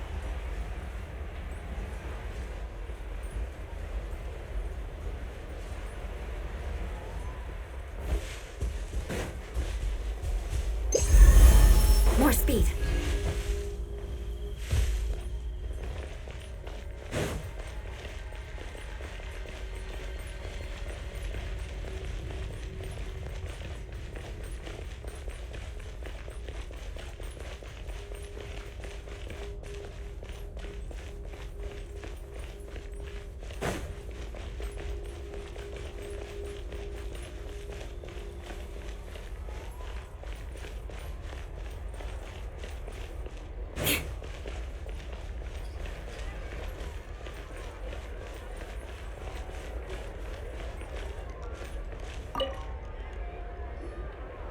Welcome to Leschots' Clockwork Workshop. How can I help you? Hello. I'd like to know if anyone has purchased some special components lately. Special components? Sorry, could you be more specific? I mean the kind of components that aren't typically used for clockwork toys, but for firearms. Huh? For firearms? No, we don't sell those sort of things here. Don't misunderstand. I'm not here to cause any trouble. We are merely investigating a case, and we're hoping that you could cooperate. Well, to be completely honest, I'm not even sure what kind of components that would entail. Has anyone ever purchased components here as an individual rather than on behalf of an organization? We have a lot of customers who buy toys, but those who buy components are all regular customers who buy in bulk on behalf of their organization. Is that so? I understand. Thank you for your cooperation. You're welcome. It's the least I can do.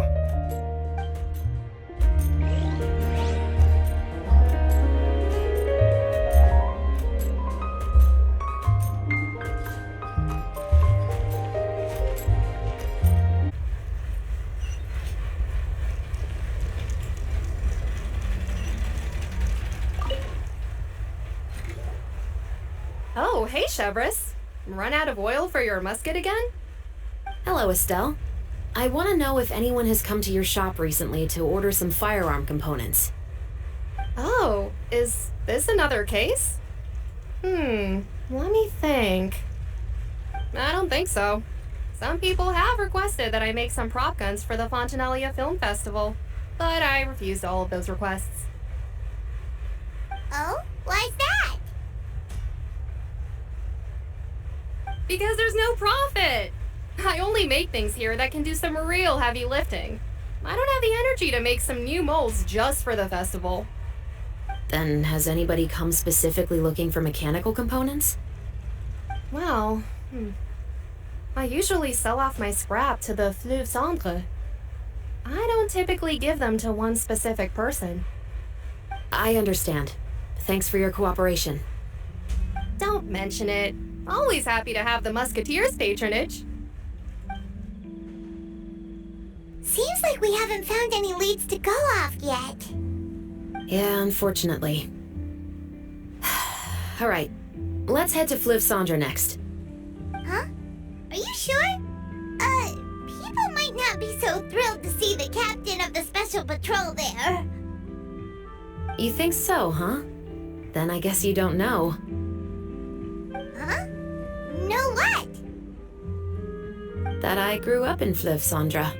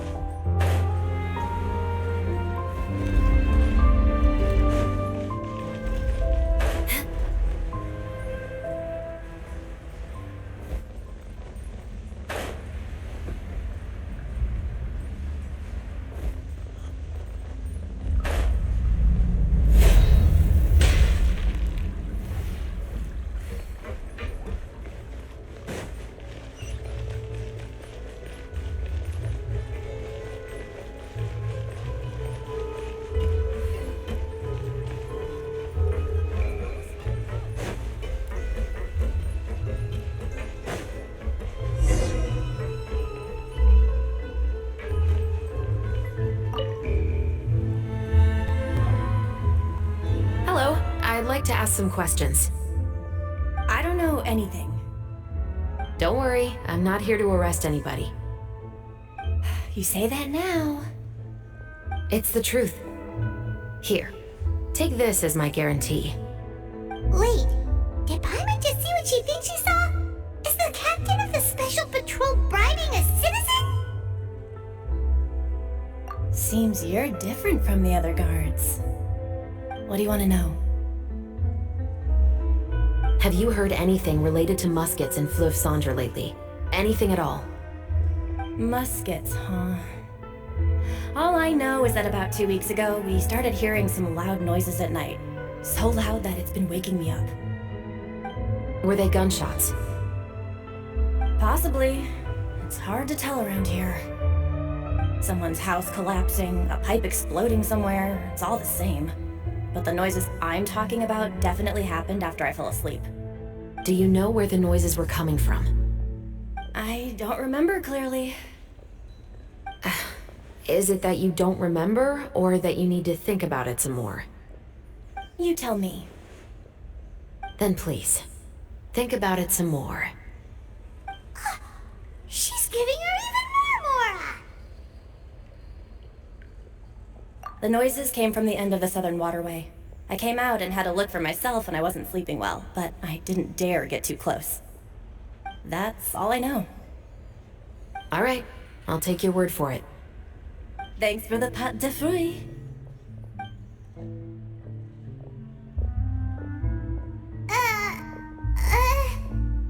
No need to be surprised. I grew up here, remember? I know how to get people around here to talk. Seems you catch on pretty quick. Now then, let's keep going.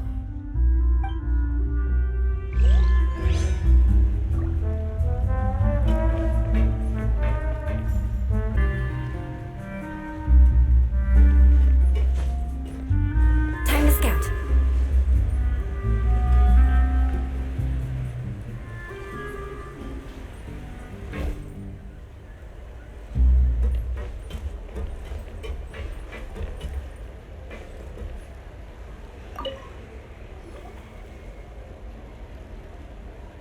It's been a while, Tetro.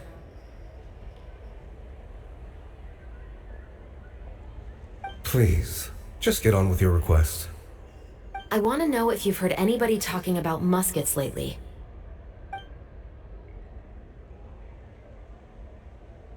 Information isn't free, you know. I've heard that bandits have been extremely active in the countryside recently, and they've been affecting the delivery of goods to Poisson.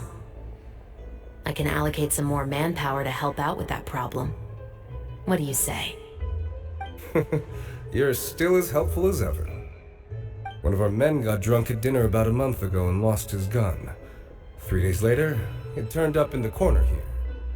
What's weird about that? He just forgot where he put it, right? This is Fleuve Cendre, my friend. Anything of value left in the tavern won't ever make it to the next day. But that gun turned out to be an exception. It didn't get any new wear and tear on it, and didn't even appear to have been fired. We were quite mystified as to what could have happened. I suspect it came back because the weapon was already known to the guards.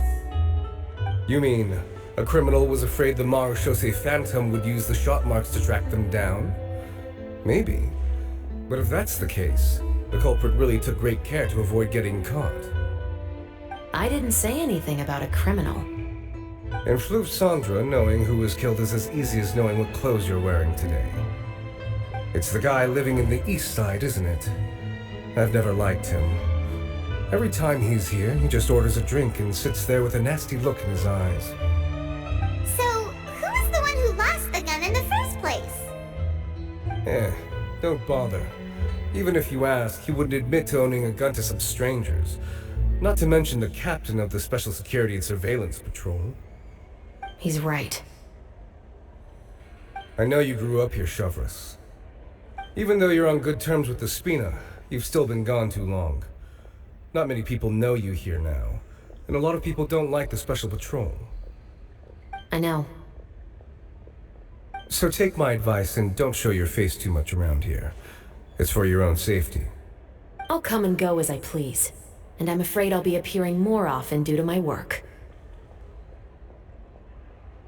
All right. Don't say I didn't warn you.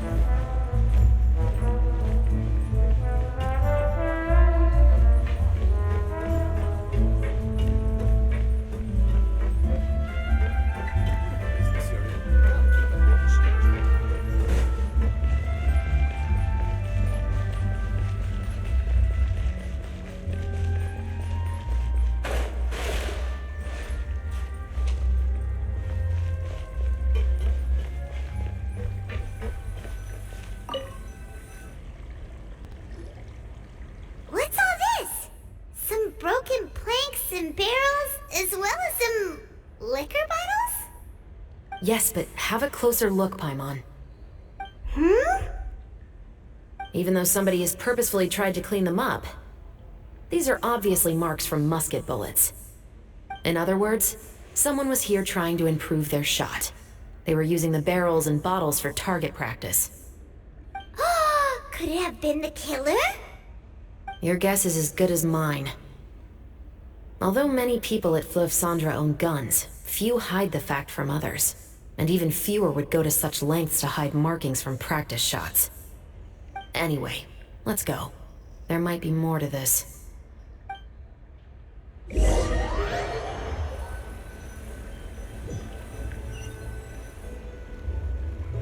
Seems like that's all we'll be able to uncover for today. Paimon feels like we managed to learn a lot more here than up on the surface. Yes. Assuming that everything we found is indeed connected to our suspect, then their timeline was probably something like this. A month ago, our suspect found a gun and took it home to disassemble it. Once he'd figured out its mechanics, he brought it back. In the following weeks, he used some parts to create his own makeshift musket and took it to the Fleuve Cendra for target practice. Then, a few days ago, he found his target and carried out the murder.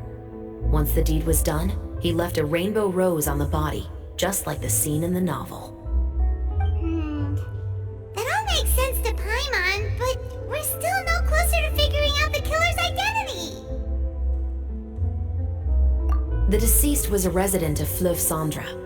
It's said that he was a poor, solitary man. Yeah, that's also something I'm trying to figure out. If we are indeed following the novel, and there's a story behind the murder, then this murder should be an act of vengeance. But according to our investigation, the deceased didn't have any enemies.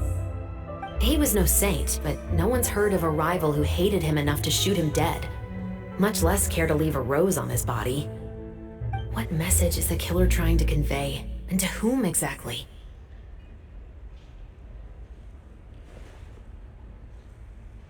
We've thoroughly investigated that possibility. He claims to have spent the whole day at the Opera House on the day of the murder, and the staff there have confirmed his account. Okay, so he has an alibi. Not only that, he lacks a credible motive as well. He has a family of his own, and both of his parents are still alive. I've looked into his records. He was adopted at the age of 6, and all the proper procedures were followed. There are also records of him at an orphanage before then. In the story, the mother of the 2 musketeers was murdered after the children turned 10. Of course, he could have changed the children's ages, but I don't want to assume anything without evidence. More importantly, I've also had a chat with him in person. He didn't seem like the kind of person who would pull the trigger to kill a man. Then, what should we do now? We have all this new information, but it doesn't help us move forward. Investigations take time. I didn't expect us to catch the culprit in just a single day. How about this? Let's spend the next few days filming with the crew. We can continue the investigation once we're done with the film. I'm sure that given time, new leads will present themselves. Wait, but weren't you saying Intel is like small, remote islands in the middle of the sea just a moment ago?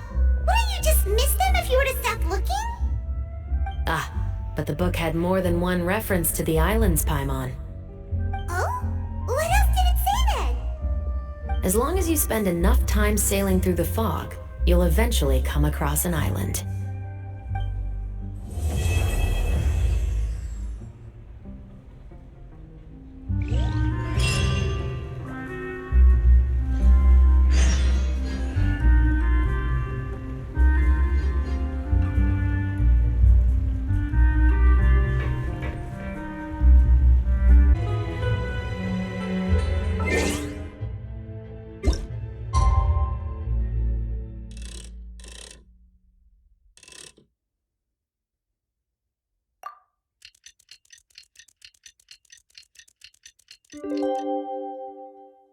Knights aristocrat. It's filming time again! Our schedule is jam-packed for the next couple of days, too. We've got so many different locations and sets to cover.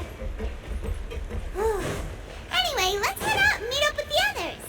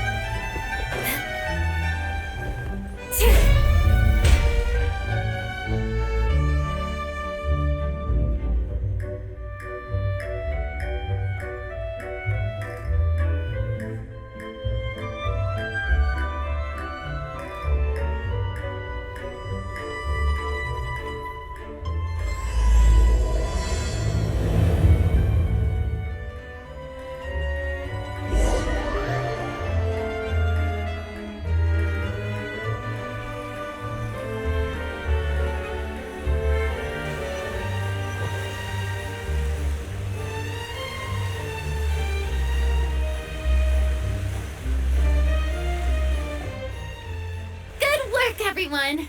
We're looking to wrap with our two main ladies today. I can already smell our success. What do you mean, looking to wrap?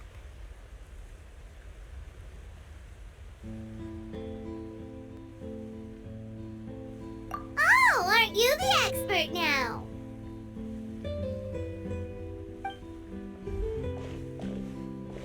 This upcoming scene is the two musketeers' final confrontation with the Baron. There will be quite a bit of action, but no choreography beyond what we've already rehearsed. Anyway, get ready. Lights, camera, action! The view is beautiful tonight. It reminds me of that fateful night 10 years ago. And now that I've said it, I can even make out the faint fragrance of herbal tea in the air. Enough, villain! It's time that you pay for the death of our mother! My dear Iris, have you forgotten your manners? How can you speak like this to your own father? I'd sooner swallow all of my teeth than call you father. What did I expect? Seems the daughters have turned out to be just as obstinate as their foolish mother. In this world, Mora and status is everything. She thought she could blackmail me using her children and force me to grant her recognition and concessions? Ah, how naive can a woman be? Mother never asked a single thing of you. All she wished was for us to live a peaceful life, just like the others. It was you who personally brewed the poison of prejudice and sent Mother to her death. Compared to that deadly poison, the 2 bullets that will soon pierce through your heart will be like sweet mercy. And that's exactly why I said you're just as naive as her.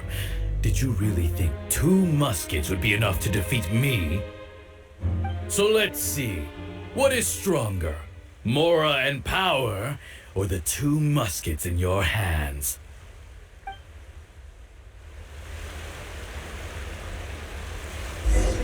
Get them! Tulip!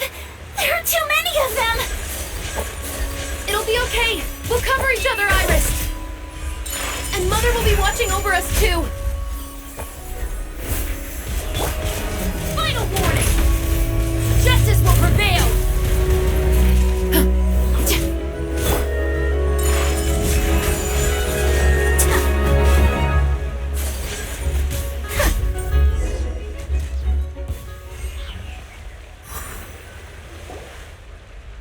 You've lost. To think I'd lose to my own 2 kids. We are no children of yours, and we'll never call that place our home. Then tell me, what did you do all this for? You lost your mother, and will soon kill your father as well. What will you gain in the end, other than sentences for your crimes? We will gain our long-awaited justice.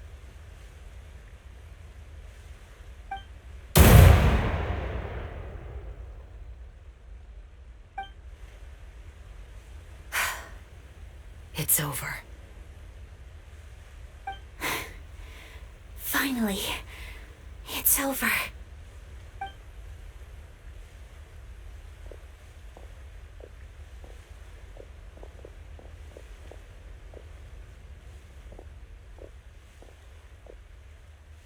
So, where will you go now, Tulip? I'm not too sure, Iris. Maybe somewhere with lots of flowers? After all, Mother always did love going where the blossoms were. What about you? I want to go visit Mother's grave.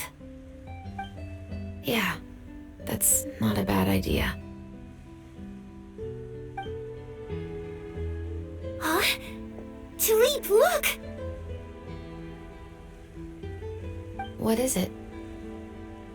It's Mother's favorite. The rainbow rose. Look, it's blooming again.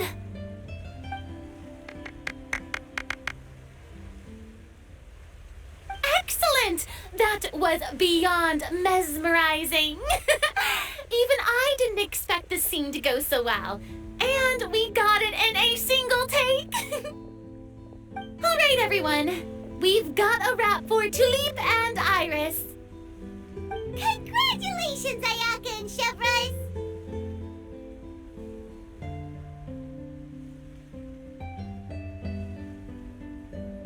Thank you. I didn't expect our parts to wrap so quickly. I wish I could savor the experience for just a bit longer. Paimon totally understands. Paimon's not ready to say goodbye to the clapperboard either. Filming has really been a lot of fun. You were great too, Chevreuse. The way you said, long-awaited justice. It gave Paimon chills. That is indeed my favorite line in the whole book. I still remember trying to act it out in my room the first few times I read it. Whoa, Paimon would have never guessed you're that type. Who doesn't like stories where the guilty are punished and justice prevails over evil? Don't forget, I'm the captain of the Special Security and Surveillance Patrol. Captain, I have something urgent to report. Please excuse me, everyone. I'll be back in just a moment. It's okay, don't worry about us.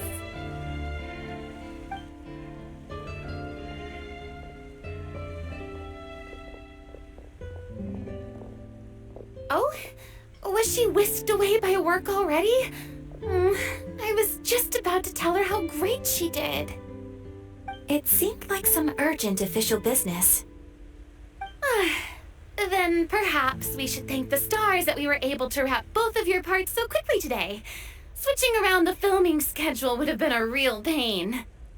Anyway, I actually came over to let everyone know that we're all done for today. You can go home and get some rest. And one last thing, Miss Ayaka. Your acting skills today were immaculate as always. Are you sure you won't consider taking up full-time acting?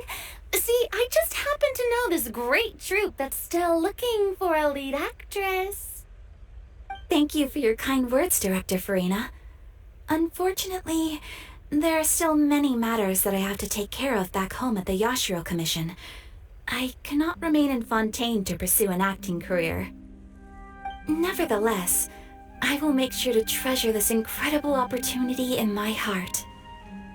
Oh, that's a shame, but I understand. Just let me know if you ever change your mind.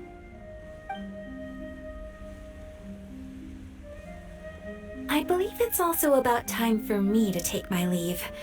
But hopefully I'll see you on set over the next few days. Even though my part's wrapped, I'd still like to swing by and help out the crew. See you tomorrow, Traveler and Paimon. Yep, see you tomorrow! Well, what should we do next? Maybe we'll go investigate the case some more with Chevreuse today. Traveler, Paimon, please come with me. Huh? Where are we going? You could say that our ship has finally chanced upon one of those small, remote islands of intel.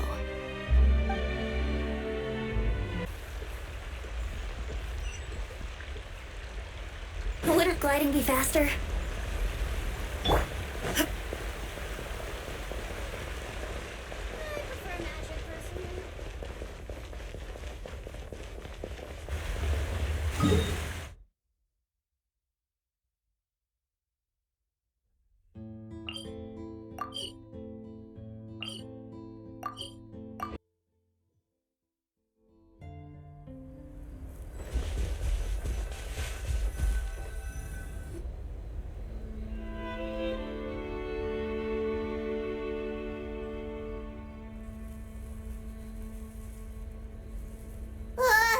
Paimon's exhausted.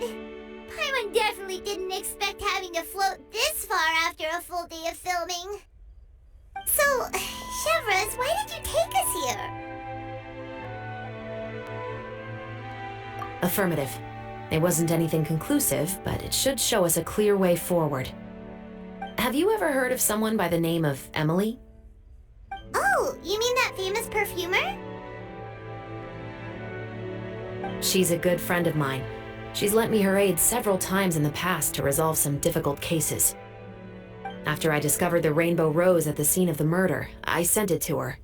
After all, she's probably the foremost expert on flowers and scents in all of Fontaine.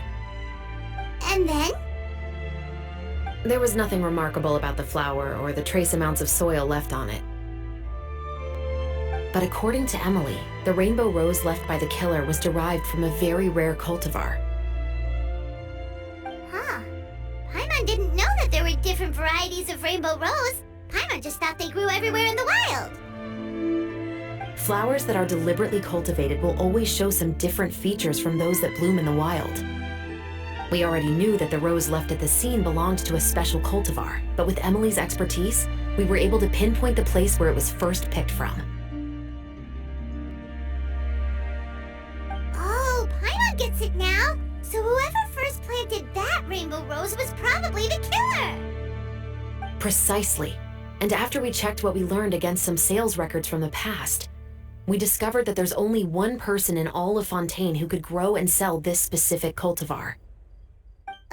Really? And who is it? It's the novelist. But didn't you say he had an alibi? To be clear, I haven't changed my mind about him. I still don't think he was the one who pulled the trigger. However, that doesn't mean the true culprit never visited him at his home or never purchased a rainbow rose from his garden. Whatever the case, we will have to confirm a number of things with him. So you mean the next place we need to go is... Yes, we're going to pay him a visit at his home.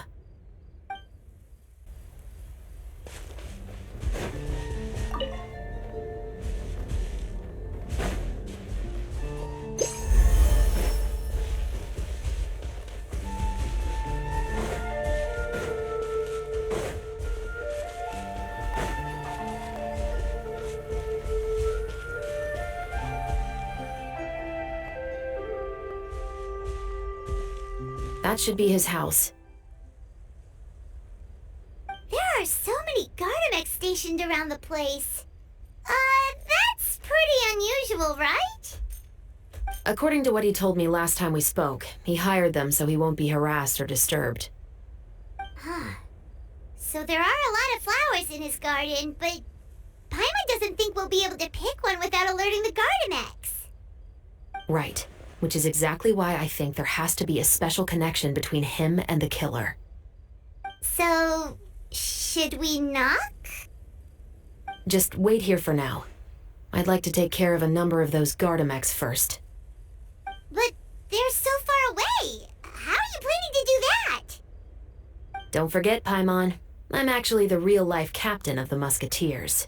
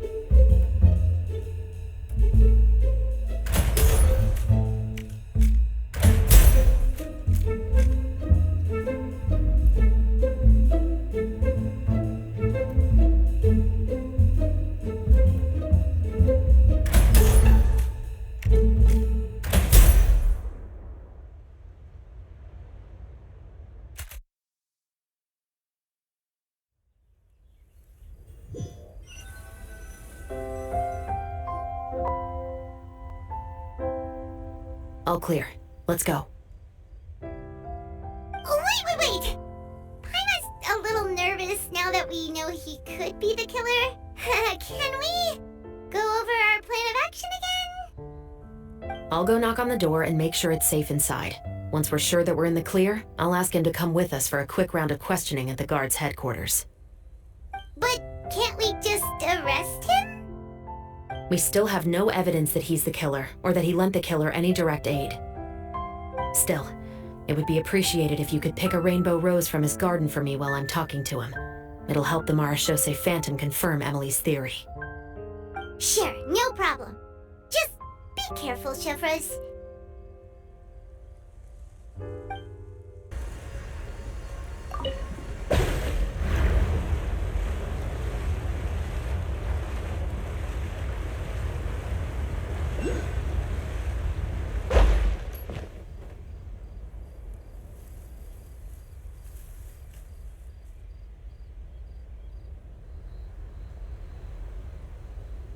Excuse me, Mr. Baptiste, are you home?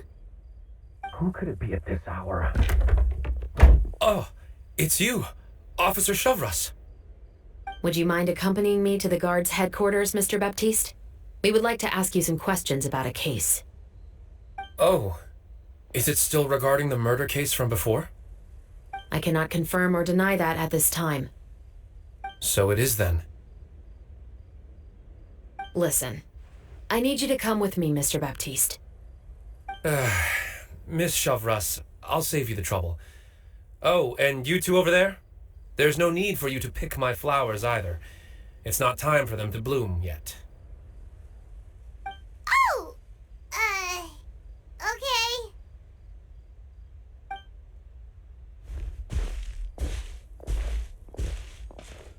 By saving me the trouble, you mean... I will confess.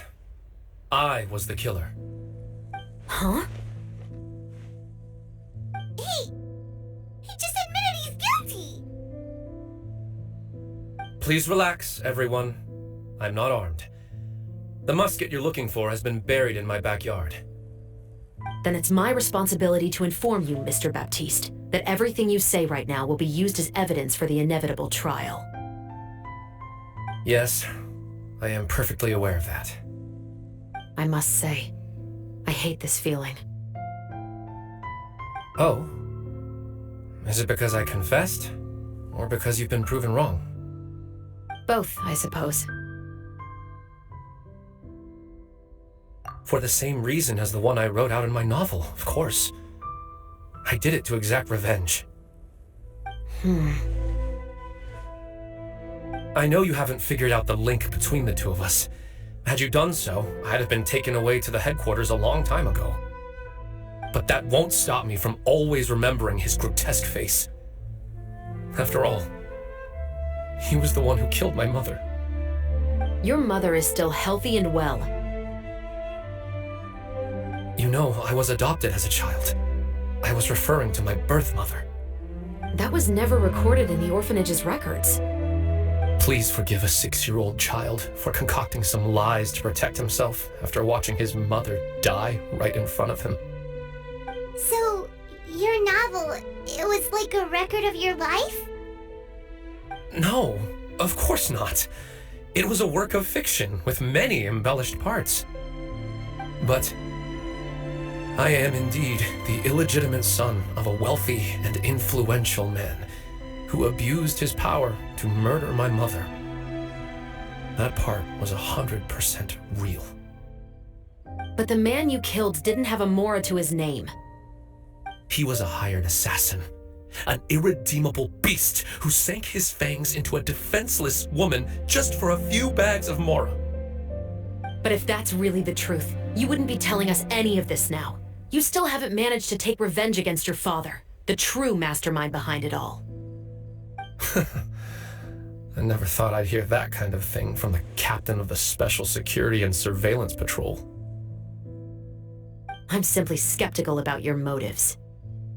It's simple, really. I've grown tired of everything and don't want to shoulder this burden anymore.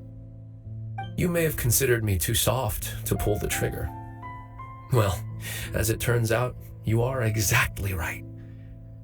I've become overwhelmed by the aftermath of the murder.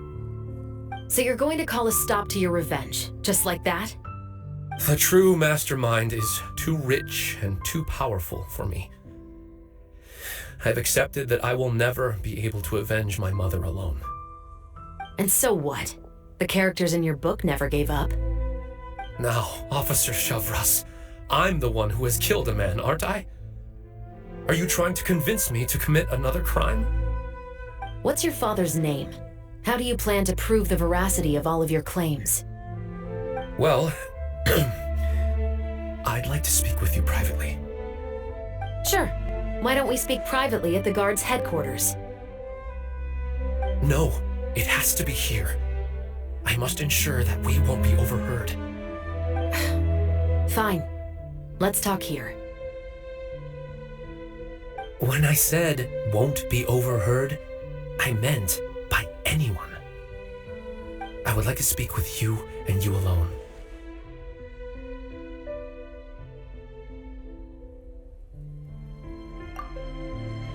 Thanks. I appreciate it. Please stay safe, Chevreuse.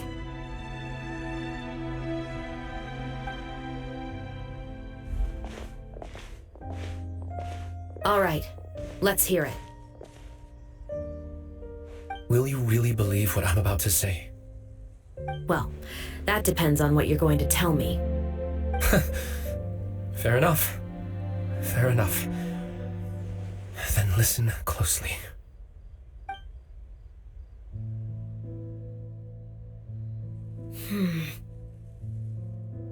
So that's how it's all connected. So, it seems you believe me after all. Do you want me to go public with this? No, of course not. At least, not right now. Then why did you bother telling me? You've read my work. What do you think? Even if you were to go public with all of this right now, he'd simply deny everything. It's been too long. Almost 20 years. Anything that could be used as evidence has long faded away. Even if there might have been a solitary island of truth once upon a time, it has long sunk beneath the waves by now. Justice will never find him. Not if you don't try. I know that as the captain of the Special Security and Surveillance Patrol, you will always stand on the side of justice. But do you really think a cushy life in prison really constitutes justice for him? I bet he could lead an extremely comfortable life in the fortress of Meripede. What are you trying to say? I've been observing you from a distance. Your portrayal of the musketeer was exquisite. Pull the trigger of justice against him. Let the villain get what he deserves. You want me to let you go so you may complete your revenge? No, Officer Chevreuse. I know that would be impossible. No. What I'd like is for you to perform the deed on my behalf.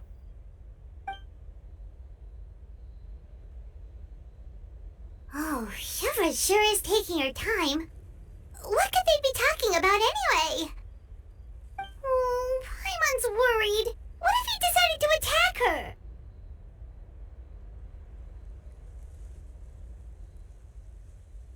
Oh, you do have a point. Still, do you have any idea who the rich person might be? And why the novelist doesn't want us to hear what he's saying to Chevreuse? Sorry to keep you waiting, you two. Hey, how did your talk go? I've already sent someone to escort Baptiste back to the headquarters for questioning. He wasn't lying about the musket. It was indeed buried in his backyard. But what about the name? Did he tell you the name of the rich guy? Yes, he did. But for now, I have to return to the Special Patrol. There are still a few loose ends I need to tie up.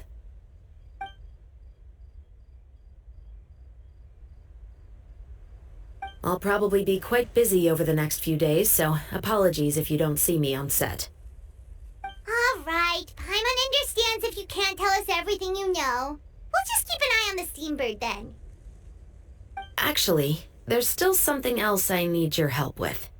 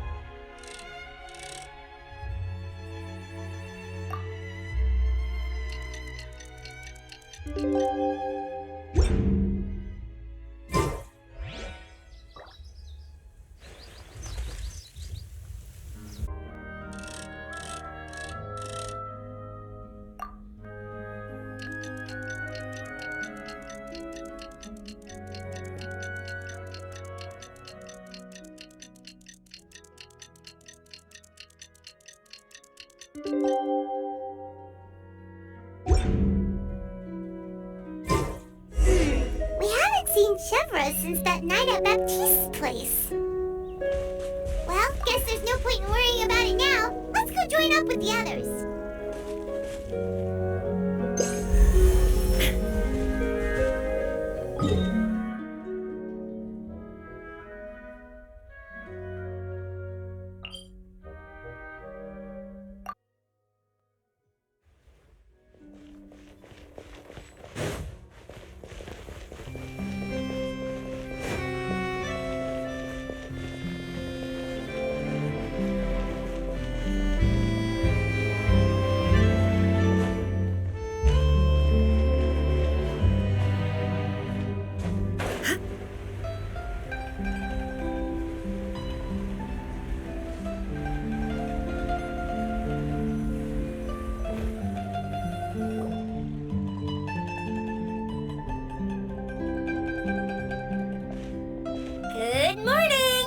Hayaka and I were just talking about you.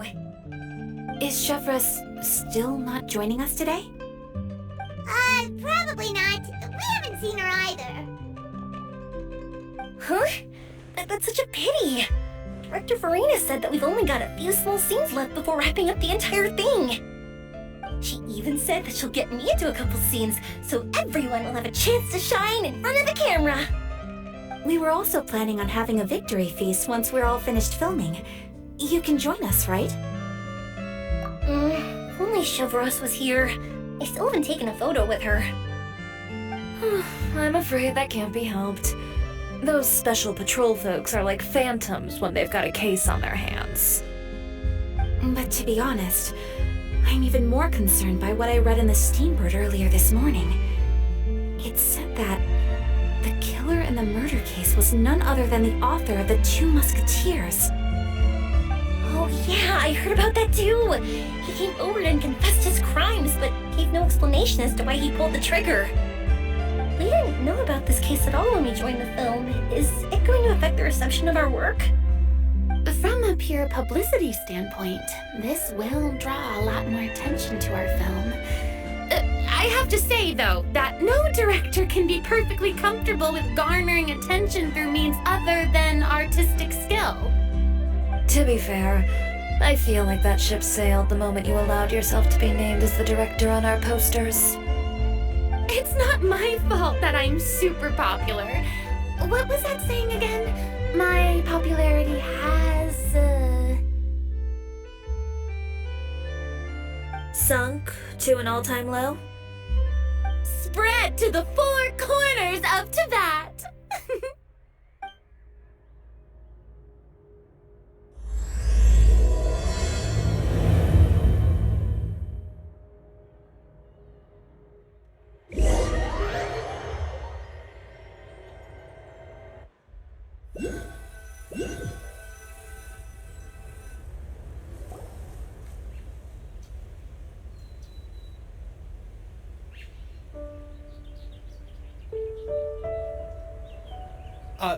Excuse me, everyone. Xavier! Feels like it's been ages since we last saw you. I've been talking non-stop with the Film Association, and I'm absolutely swamped trying to coordinate the film's marketing. So forgive me for not being around more often, but please believe me when I say that I will make sure everyone's hard work gets the exposure it deserves.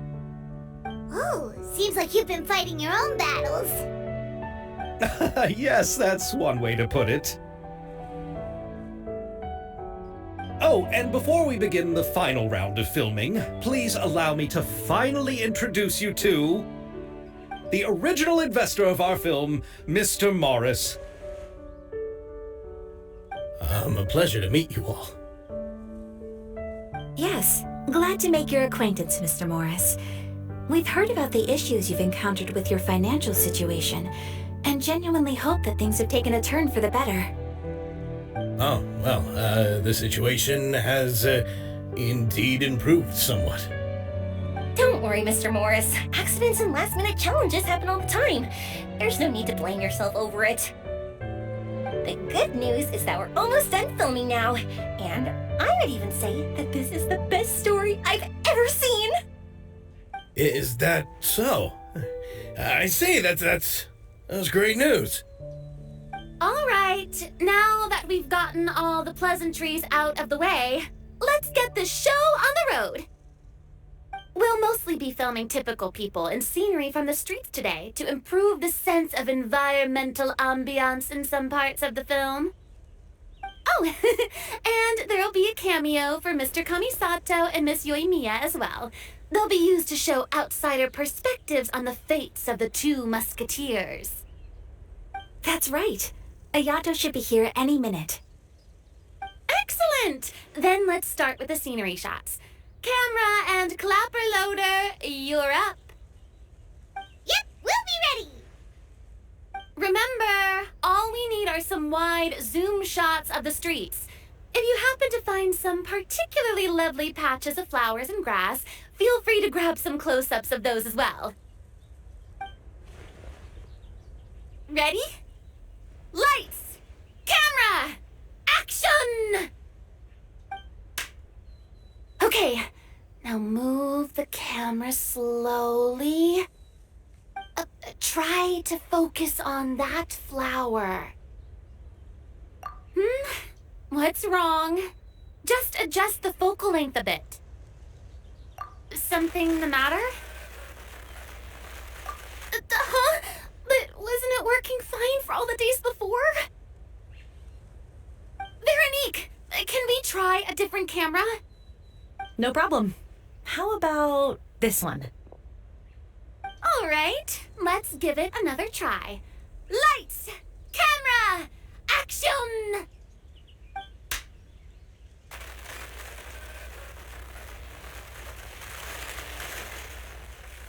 Don't tell me. This one is broken too? Veronique, do we have any other spare ones we can use? I'm afraid we only brought these two today.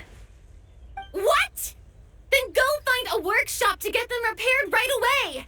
Oh, and you too, Bono. Go find our spare camera in the warehouse and bring it back to the set. On it. Greetings, everyone. My apologies for the delay. Is something the matter, Ayaka? It seems like there are some issues with the filming equipment today. We're stuck for the moment. I see. Well, let's not just stand here twiddling our thumbs. Actors, to the makeup booth. We'll start on the next scene as soon as we get a working camera.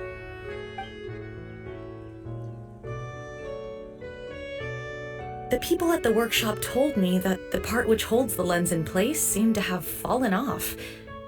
That's super strange. It was perfectly fine just yesterday. Well, no time to dwell on that now.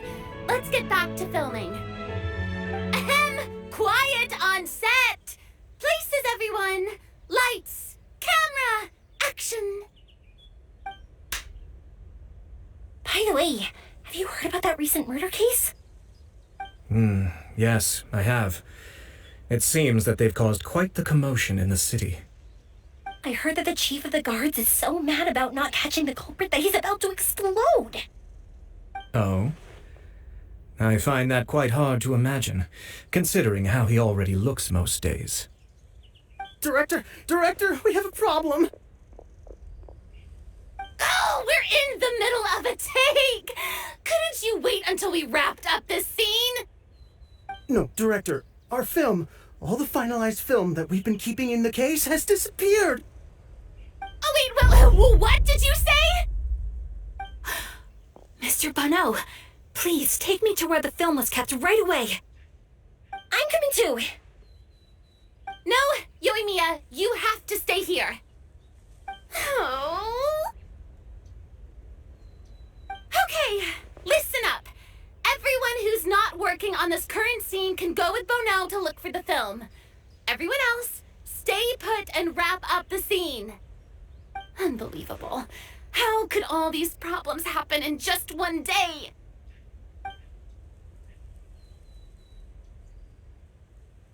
We're back.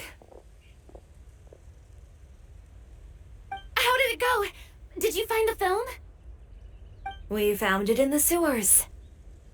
Huh? In the sewers? Is the film still okay? We discovered it just in time, so we should still be able to salvage it. The others are checking now to see if we lost any specific scenes. Oh, you scared me for a moment there. I nearly thought we had lost everything. I really don't want to experience that feeling of despair again. Okay, but who could have stolen the film and dumped it there? Could it be, some competitors working on other films? But if they wanted to harass us, why wait until the last day? Okay, we don't have time to really look into it right now. Let's strike while the iron is still hot and wrap this thing up once and for all. Yeah, let's finish it.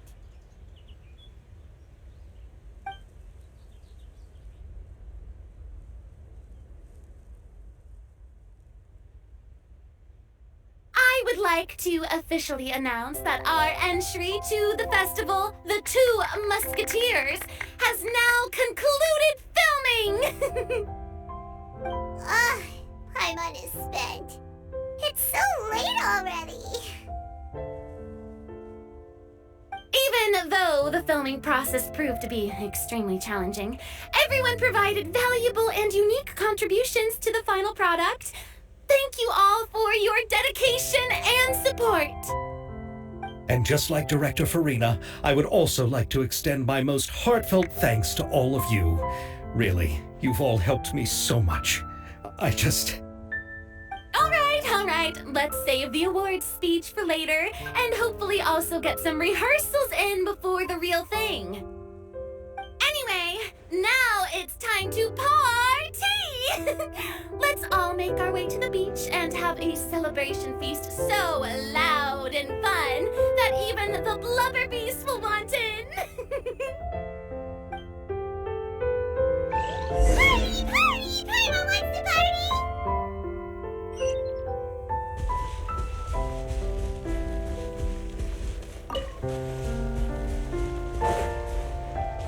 Whoa! This place is hopping! Everyone's finally getting to relax after wrapping up the film! Let's go chat with someone!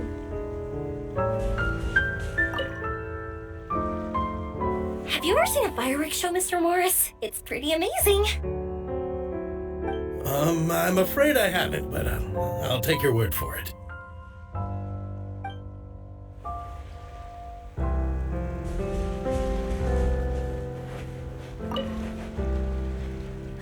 This is turning out to be quite the party.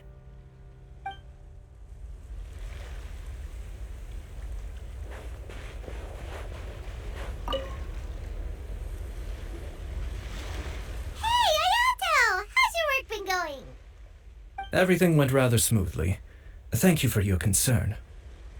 Ayato told me that we've already confirmed the dates for some Inazuma Fontaine cultural exchange events. So the next time we visit, we'll be doing so in our capacities as the representatives of the Yashiro Commission. Oh, that's great! Then maybe Paimon will be able to find Fontaine detective novels in Inazuma from now on! Oh, wait, wouldn't Yarmiko get upset if that happens? That would be stealing some of her business. You've got a point. She's always complaining that light novels have become bland and too predictable after all. The cultural exchange won't only feature literatures of both nations, of course. We have also made plans for cross-cultural engagements in the fields of gourmet cuisine, toy making, and artisan craftsmanship. Wow, Paimon's getting super excited now! When the time comes, be sure to visit and participate in all the events.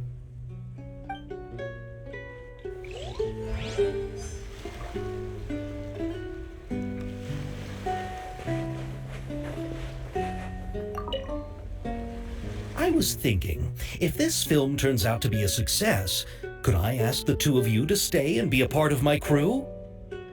Of course, I'll definitely increase the pay for next time. I'd be more than happy to, Mr. Xavier. Thank you for the offer, Mr. Xavier, but I've made some plans to go on a journey to the other nations once the festival is over.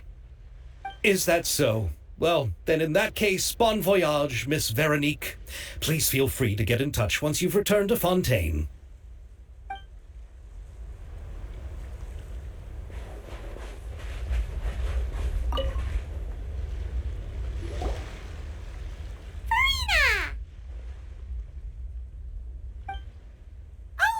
My darling clapper loader and camera operator, you've both worked really hard. Paimon thinks you worked even harder than us. Honestly, Paimon was getting a little tired of playing with the clapperboard by the end of it. Worst of all, Paimon started having dreams of you shouting, "Lights, camera, action!" into Paimon's ears. The actual dream can't even start until you've yelled that. Hey! If anything, shouldn't I be more grand and delightful in your dreams? We've been through so much together, and that's how your brain remembers me? That's not Paimon's fault. We've just used the clapperboard too much lately. Anyway, what's most important is that we've wrapped the film. I'm pretty confident that we'll take first prize. Hey, no need to mention the official name. Wait, now that you mention it, if we did win the prize, would Furina just get a statue of herself? Come on, I don't need that kind of attention. Xavier can accept the reward on our behalf. But just imagine! Furina accepting the Furina Award and holding a Furina statue. I'm going back to my dessert now. You all can keep discussing that on your own.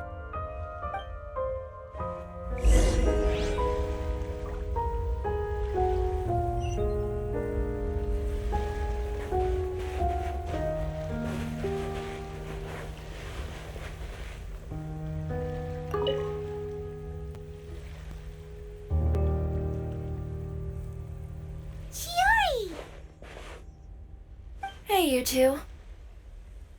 Are you not really into these kinds of big social occasions? Not particularly. But this is still better than Fontaine Fashion Week. But if this film becomes a big hit, people will definitely come flocking to your shop. Yes, that's highly likely. As long as the film can premiere as planned. Are you still worried about the case? That and all the obstacles we had to face today. You're right. It's as if all our bad luck just manifested at once. But why today of all days? No, it's nothing. We've already delivered the film to the editors, so there should be nothing more to worry about. How are you doing, Mr. Morris? You having a good time? Well, you could say that. Do you happen to know when the party is scheduled to end? Judging by how much fun everyone's having, I'd say probably not until well after midnight. Is there something that you still have to take care of at home, Mr. Morris? Oh, well, I'm just not a late night person, so I might take off shortly. Oh no! Silly me. I almost forgot something super important. Oh, what is it? I prepared a whole batch of fireworks for the party, but I forgot to bring them over from the warehouse. Fireworks, you say? That's, truly a pity. Sorry things didn't go as planned. Could you help me carry them over, Mr. Morris? I won't be able to fetch all of them by myself. Me? Are you sure that you can't find anyone else? I just wanted to make this a surprise for everyone. The warehouse isn't far from here. We'll be there in no time. Pretty please, Mr. Morris. These are some of the best fireworks I've ever made. So I also want you to see them before you leave. They're stunning. I promise that they'll be a once-in-a-lifetime experience that you'll never forget. But... It's okay. Just come with me. If we're sneaky enough, nobody else will see us leaving. All right.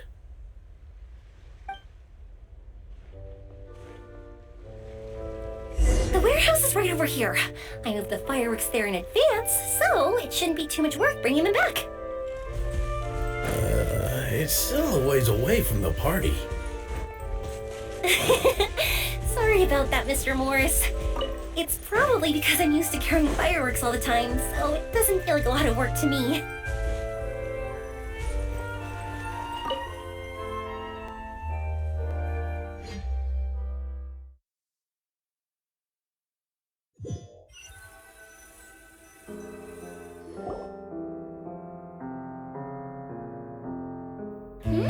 It's dark in here. Wait here, Mr. Morris. I think the light switch should be somewhere over here. Why did I have to get roped into this? What was that?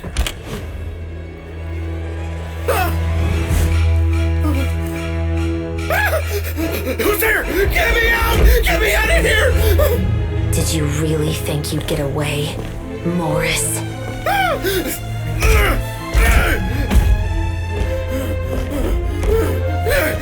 You've got the wrong guy! It wasn't me! I'm not the killer! You know, Eliza died a far more heroic death than this. She fought your assassin to the end, to save the children she had hidden beneath the floorboards.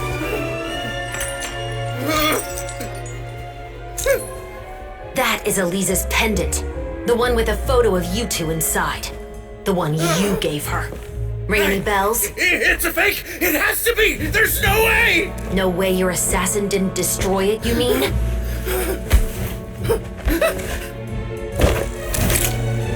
Did you ever love her, Morris? Or was killing her always the plan? No, please! Listen to me! I told Eliza to keep us a secret! I paid her plenty for her silence! I never thought she'd keep the child! Everything was gonna come out, and I had no choice! She forced my hand! No! I'm begging you. I have money. Just name your price, please! You can keep your Mora, and you can go to hell.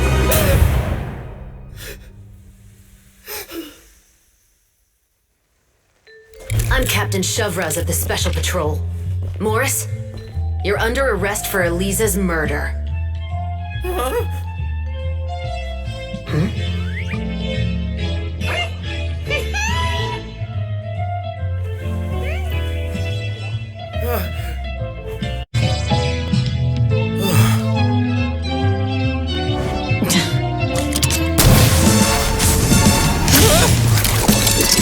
You're under arrest too, prop manager Veronique.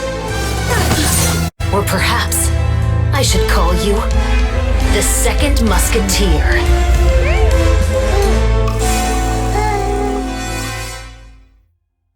Wait, what's going on? This wasn't in the script. Drop the gun, Veronique. Why? Why would you keep me from exacting revenge on this heartless monster? Drop your weapon. This is my final warning.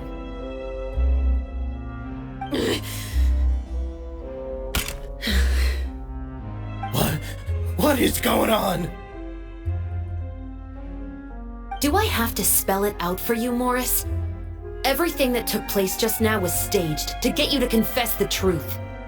But this last part is all improv, of course.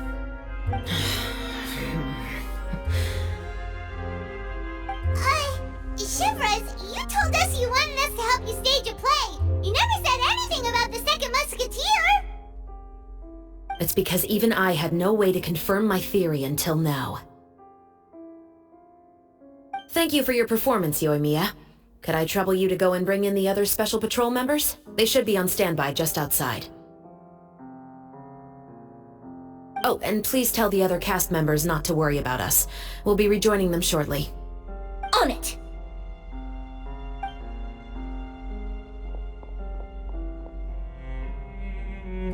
So what do you think, Morris? Care to talk about what happened 20 years ago? My patience is limited, you know. Don't force me to take you back to the interrogation room. I'd wager that you wouldn't last for more than a minute in there. With the recording we made, you have no chance of winning in court. Cooperating with us now is the most practical move. All right. I'll talk. I hired an assassin to murder Elisa. She once worked as a maid on my family's estate.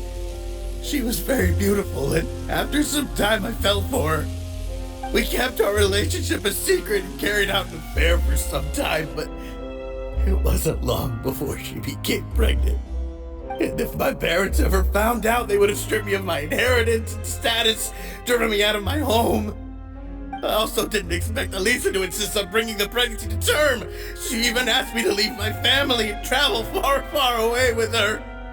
She believed that you were truly in love with her. I didn't have a choice. I gave her a large sum of mora, told her to leave the family and to get rid of the baby. But then years later, she sent me a letter. There were photos of 2 children, and she even asked if I could find some time to visit them. Huh? 2 children? Paimon thought Baptiste was the only... You mean... Even if she had the children against your will, you could have just ignored the letter entirely. Why kill her? I had just gotten engaged to be married to an heiress from another wealthy family. So if anyone were to find out about Elisa, my life would be completely ruined. I didn't have a choice. No. You always had a choice. You just made the wrong choice. Again. Do you know how it feels to watch your mother be killed right in front of you? My brother and I were hardly even school age yet. We were hidden beneath the floorboards, grasping each other's hands like a lifeline. We were so terrified that we didn't even know we could ever take a breath.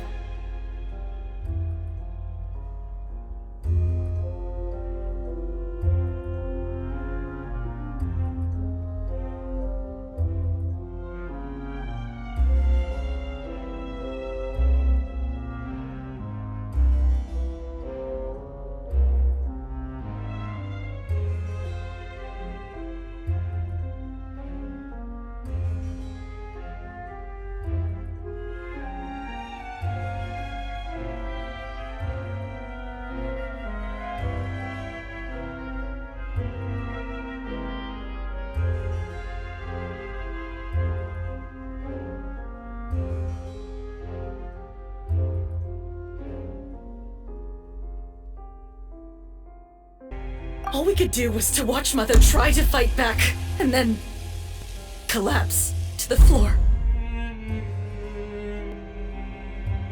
Even after the assassin left, we were still too terrified to leave our hiding spot. We thought that he might come back. It was only until the next evening when we finally climbed out and gathered around our mother.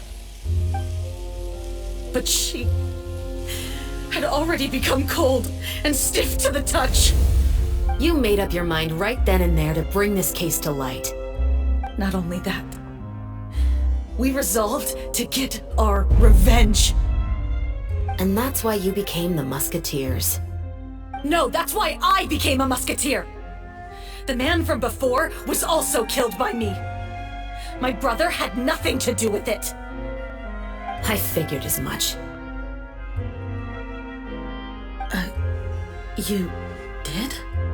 I once told these two that he didn't look like a killer to me. His confession from that night also rubbed me the wrong way. I think what really tipped me off was, how could I not feel a sense of regret in him? Huh? He confessed faster than any criminal I've ever met, but he didn't say a single word about you. He insisted that he was the sole perpetrator in the case. But after the questioning ended, I disassembled the musket we dug up from his backyard, put it in front of him, and told him to reassemble it. Wanna guess how far he got? He had no idea where to even start. He's never touched a gun in his life. Based on that, I determined that he was not acting alone. He only surrendered himself to draw our attention and create a moment of opportunity for his partner. So, I decided to play along. And as expected, the second musketeer followed us without hesitation once she saw Morris get separated from the rest of the cast.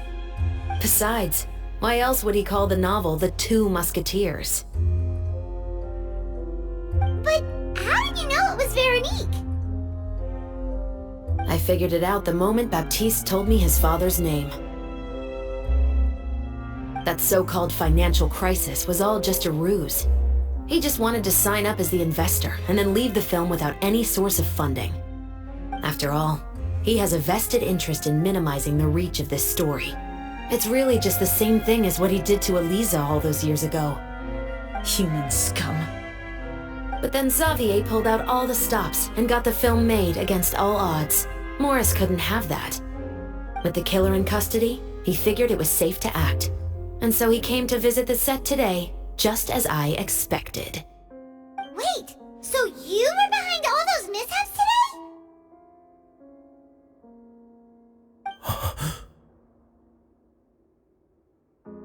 As for the identity of the second musketeer, I assumed they'd probably stay close to Morris and look for an opening. And if they already knew that Morris was the film's investor, then that narrowed the list of potential suspects as well. Furthermore, being the props manager would allow the culprit to avoid scrutiny by purchasing mechanical parts in the name of the crew. With that hypothesis in mind, I went back to check Baptiste's orphanage adoption records. Guess whose name I saw on the same page, just a few lines from his. My brother. He trusted you. As in, he trusted me to perform the deed on his behalf? He trusted you to stand on the side of justice. I am.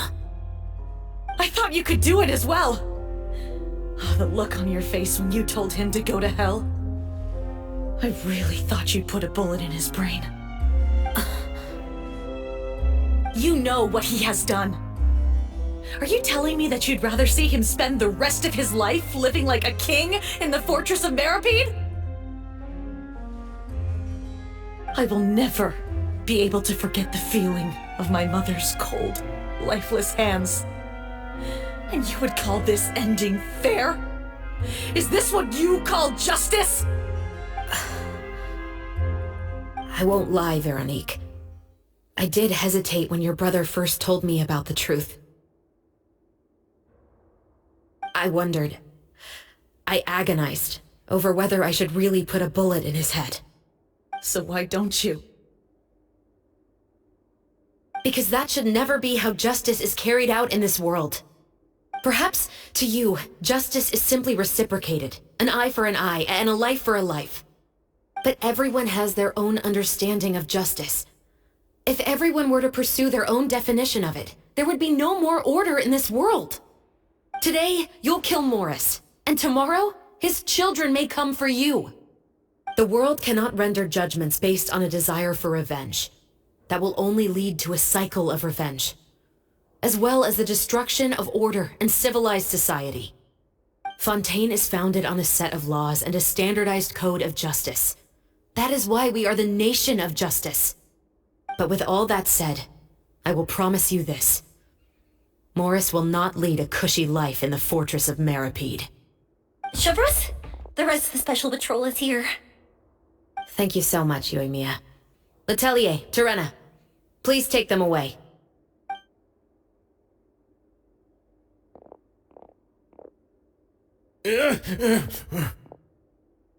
I still can't agree with your reasoning.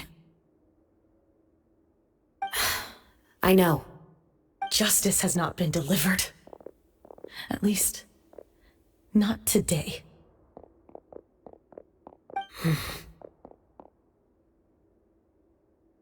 Chevreuse. Let's go. We should give an explanation to the crew. Thank you for your concern. I'm fine. I'm just thinking about the things in life that have driven people to take justice into their own hands.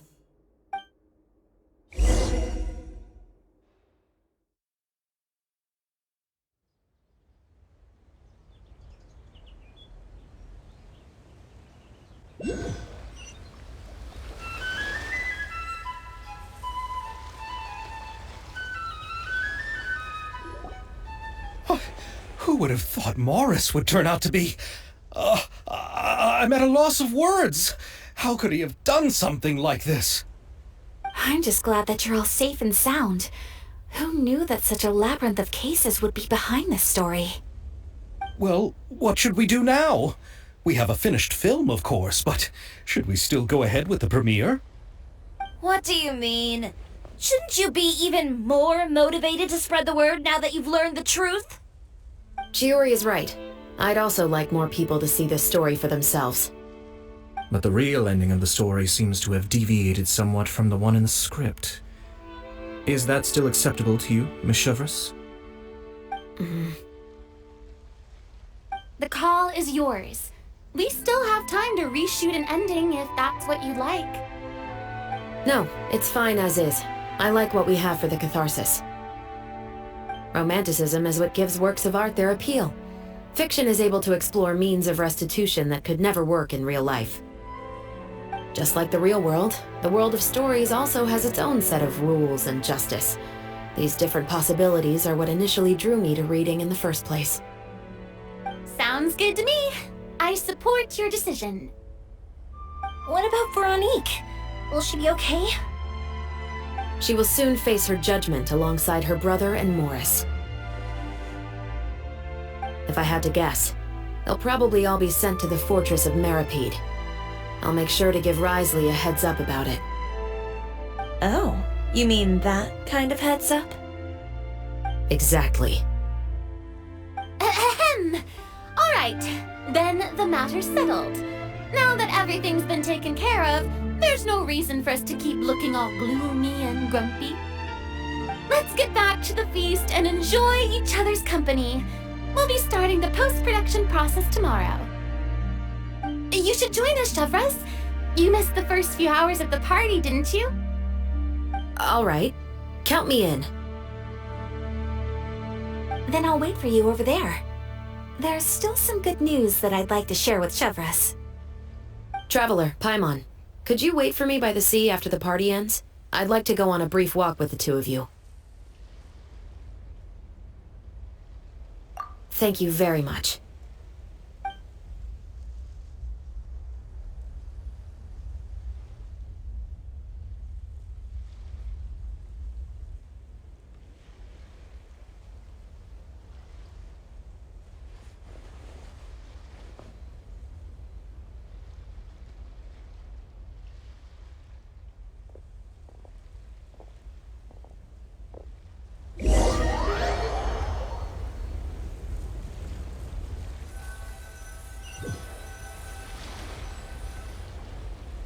Sorry for the wait. Oh, we weren't waiting long at all. Is there something else you wanted to tell us? No, I don't have anything new to share. I just felt that since you were my investigation partners, I should have another conversation with the two of you.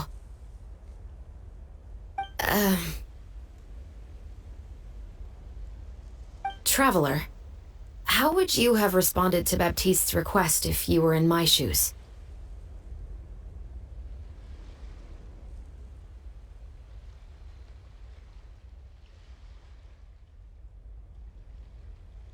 Is that so? Well, thanks for sharing. When I was young, my father often took me here to swim. We'd come rain or shine, even when it was freezing cold. He told me that swimming was the best activity to train one's strength of will. You could never give up before reaching the shore, especially when the water was cold. Oh? Why's that? Because the moment you give up would be the moment you die. At that point, I still hadn't received my vision.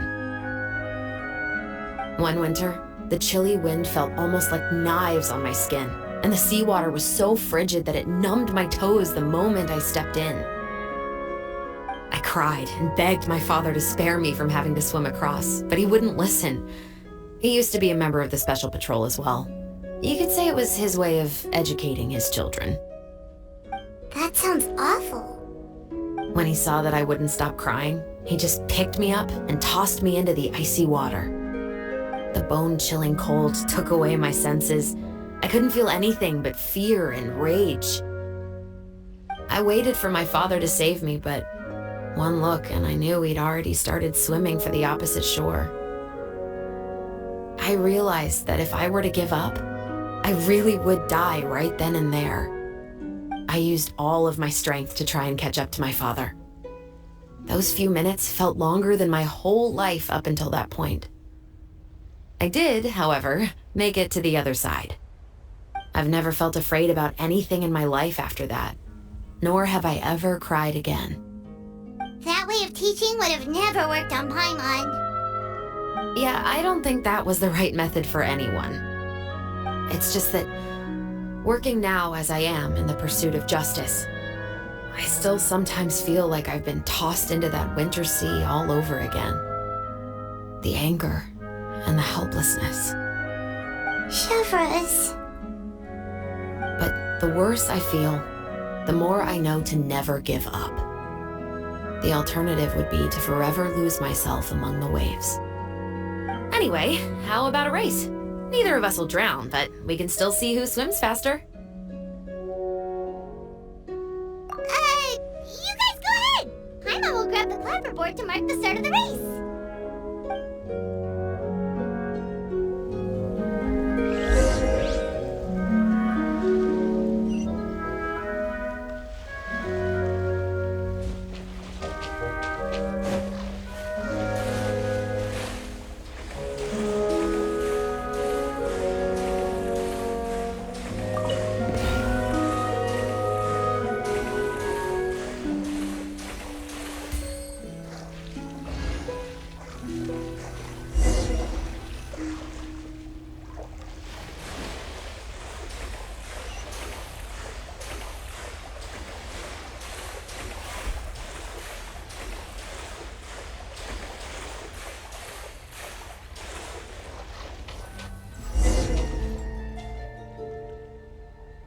Oh, that felt good. You were so fast in the water, Chevreuse. You were swimming even faster than Paimon could fly. So, about the Special Patrol, did you join because of your dad? Partly, but I'd say I was more inspired by the heroes I read about in stories growing up. Oh, so it's due to your love of stories. Of course, it was only after I joined the Special Patrol that I learned that truth is often stranger than fiction. Come on, let's walk a bit more.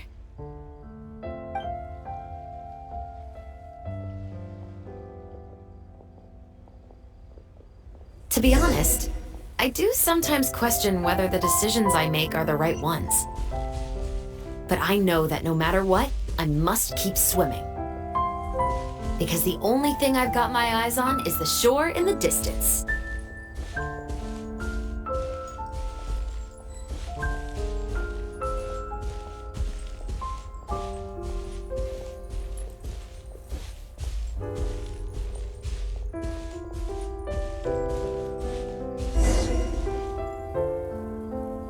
Thank you for coming on this walk with me. I feel a lot better after getting all that off my chest. Huh. We're nearly back at Baptiste's house. Huh. You're right. I didn't realize we were so close. He really did plant a lot of flowers. It's just like how he described it in the story. Huh? Wait. Paimon, Traveler, look! The rainbow roses in the garden. They're in full bloom now.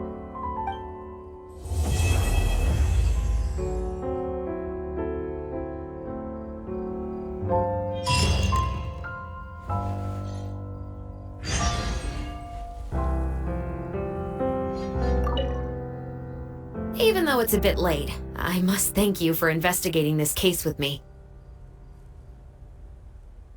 Not on behalf of the Special Patrol this time. It's a personal expression of gratitude from yours truly. Oh, you want to hear more about my father? To be honest, I didn't spend that much time with him. He was always busy with the Special Patrol, so he would often return home really late at night. Some nights, he didn't come home at all. Once, he didn't come home for a long time, maybe a whole week or so. When I went out to buy food, I learned that he had become a criminal, and by extension, that made me a criminal's daughter. But we can talk about that another day. I actually have a lot of sympathy for Veronique and Baptiste. I can understand the hatred they feel for their father. But that doesn't mean I'll allow them to walk the path of evil, even if it might lead to another sense of justice. Films are different from the real world. They're a form of art and represent the wishes in people's hearts. I adore the Two Musketeers, and I'm very happy to have had the opportunity to act the role as one. I can't wait to catch the film when it premieres in the Opera House.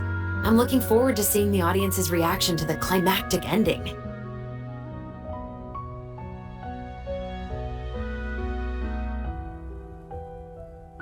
Thank you for looking out for me.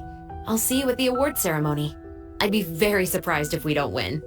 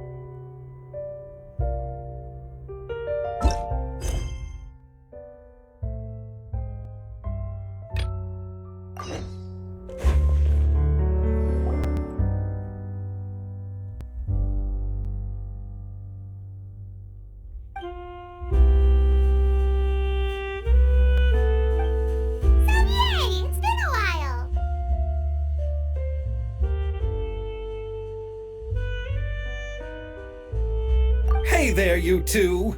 Sorry I've been scarce. I've been buried in marketing and preparing the film for release ever since we wrapped post-production.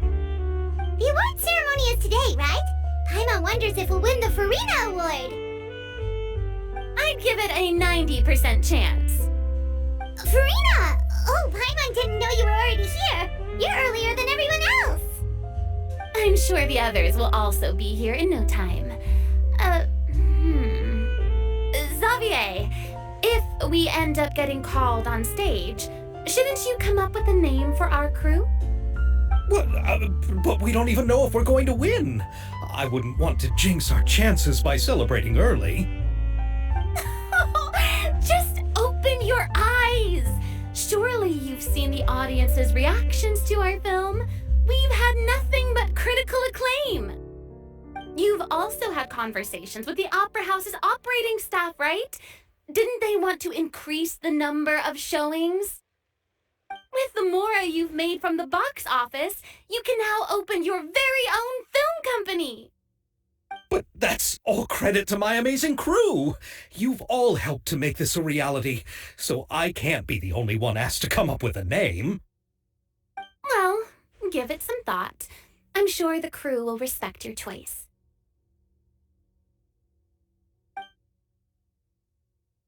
All right, but before that, Traveler and Paimon, could I trouble you to quickly pay a visit to the Fortress of Meripede? Huh? But shouldn't we stay for the award ceremony? I wanted to ask you two to invite Chevreuse to join us at the ceremony. She's one of the lead roles, after all. I haven't been able to find her recently, so I haven't had the chance to invite her personally. According to the papers, the culprits of the musket murder case will be personally escorted today by the captain of the Special Patrol to the Fortress of Meripede. Oh, Paimon gets it now. Yep, just wait here, Xavier, and maybe try to come up with a few snappy-sounding names. All right, then I'll leave you to it.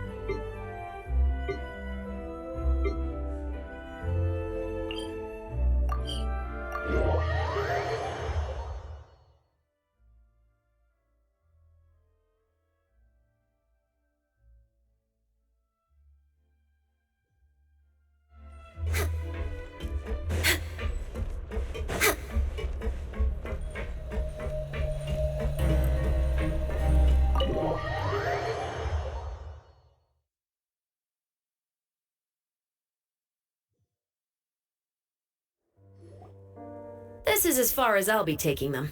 I'll leave the three of them to you now. Got another errand to run? Something like that. I'm expected at a party. Now that's something you don't hear every day. Found a new pastime? No, it's just a special occasion. Chevreuse! Risley! Festivals really do bring people together. It's been a while since I last had so many visitors at the Fortress of Meripede. Call it the festival spirit, I guess. Yeah, you could say that. Even our head nurse has gotten herself all worked up preparing super deluxe nutritious shakes. Just one gulp and you'll have met all your nutrition needs. Were you talking about work just now? We've already finished discussing everything. So, what do you think about my heads up, Mr. Risley? I believe I haven't yet made any promises or guarantees. But you also didn't shoot me down. Here, how about this? You could give everyone a copy of the newspaper. Perhaps on the day when the cover story happens to, oh, I don't know, expose a certain someone's misdeeds from 20 years ago? I suppose then a certain someone may soon find himself the most unlucky person in the Fortress of Meripede? While another two people will soon be hailed as heroes. Speaking of heroes, did you two need something from me? Oh, actually, we're here for... You're here to invite me to the party, right? Don't worry, I didn't forget. Ooh, then let's head back right away! See you, Risley! Happy Fontanalia Festival! And the same to you.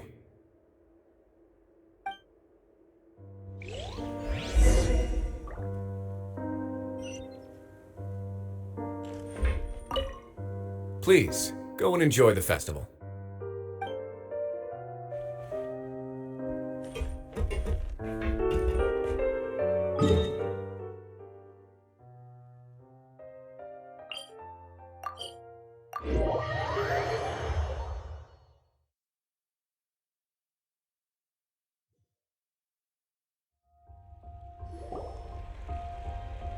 And the winner of the Furina Award for the first Fontanalia Film Festival is...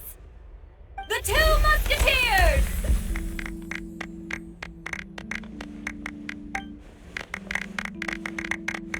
We won! We really won! Congratulations, Mr. Xavier. We won? I can't believe it! I really can't thank all of you enough! See?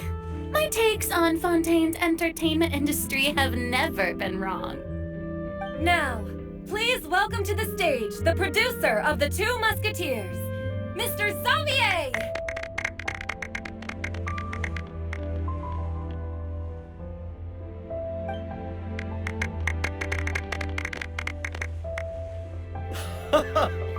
Thank you! Thank you all so much for your recognition and support. While I'm up here, I would love to give special thanks to... Time really flies, huh? It certainly feels that way. It feels like it was only yesterday when you were teaching me to hold a musket. Will you come back to Fontaine again? Of course! I'm very fond of this city. There are so many novel and interesting things that it's been hard to keep track of them all. But how about you? Would you be interested in visiting Inazuma? I can't say the thought has crossed my mind before, but I'd be willing to consider it now. I will be eagerly awaiting your visit. It would be wonderful if you could visit my home and enjoy a taste of our tea and desserts. Yeah, let's keep in touch. Did you accomplish all you came here for? Yes. And you should visit Inazuma again sometime. How has Ogura and her business been? To my knowledge, she's doing quite well. Tell her I said hi. I certainly will. I heard the thunderstorm has stopped. Yes, and the war has also been brought to an end. Peace and prosperity has returned to the islands. I quite like the sound of that. Perfect for hanging textiles out to dry. I'd like to offer my thanks again to the entire cast and crew. Without you, I would have never completed this film, much less had the opportunity to be standing on this stage. With the support of my entire crew, I would like to officially announce our film company, Musketeer Pictures!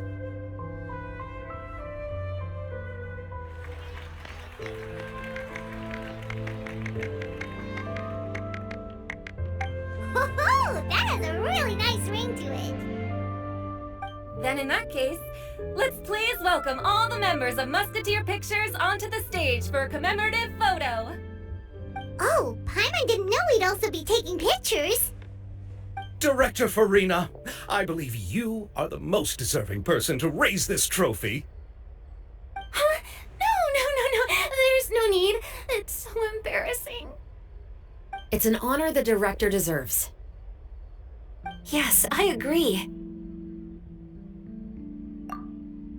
Just accept that you're not getting out of this.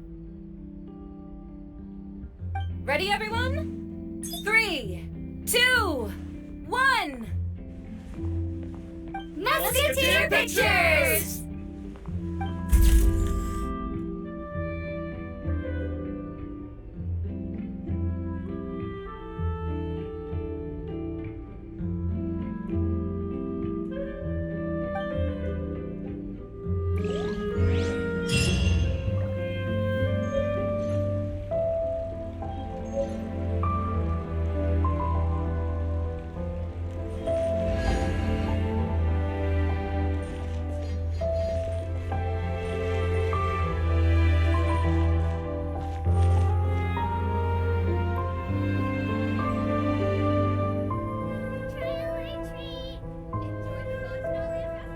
Trailer treat!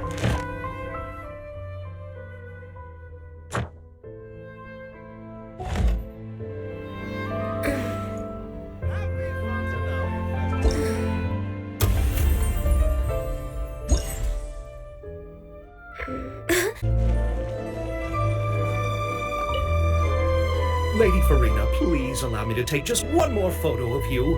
I would also love to get your autograph, just as a memento of our time together on the crew. Hey, I've had enough of the camera flashes from when we were all up on stage. But, Lady Furina, you are the best director I've ever met! The most photogenic maiden in all of Fontaine! This kind of lively and celebratory setting is exactly where you shine. I believe all photographers would agree. Come, the brightest star of our land! Show us your light! The camera is waiting to sing praises of your beauty! Well, I'm flattered, but, all right, I'll humor you and try a few more different poses. But I don't have to hold the trophy, right? Of course. You may pose however you like. Thank you so much. Thank you so much. By the heavens, my luck has been beyond belief. I'm having a hard time coming to terms with it now. Oh.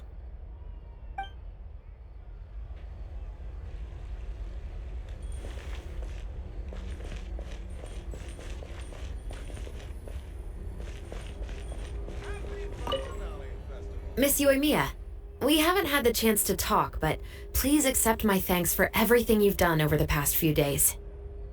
Oh, but I feel like I didn't do anything out of the ordinary. I'm very grateful for your assistance during that special performance in the warehouse. It was always going to be somewhat risky, to engage and draw away Morris all on your own.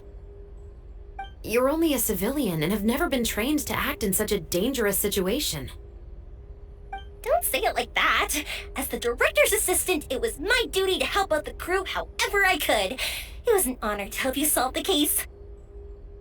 I have to admit, though, my heart was thumping super hard the entire time it was laying on the ground. I was scared that everyone would notice. You did great. Oh, and before I forget, if you ever visit Inazuma, please come and pay a visit to Naganohara Fireworks. I'll make some fireworks for you. I even know what shape we'd make. I'm guessing a musket. Telling you now would ruin the surprise. If you really want to see it, just come and visit me.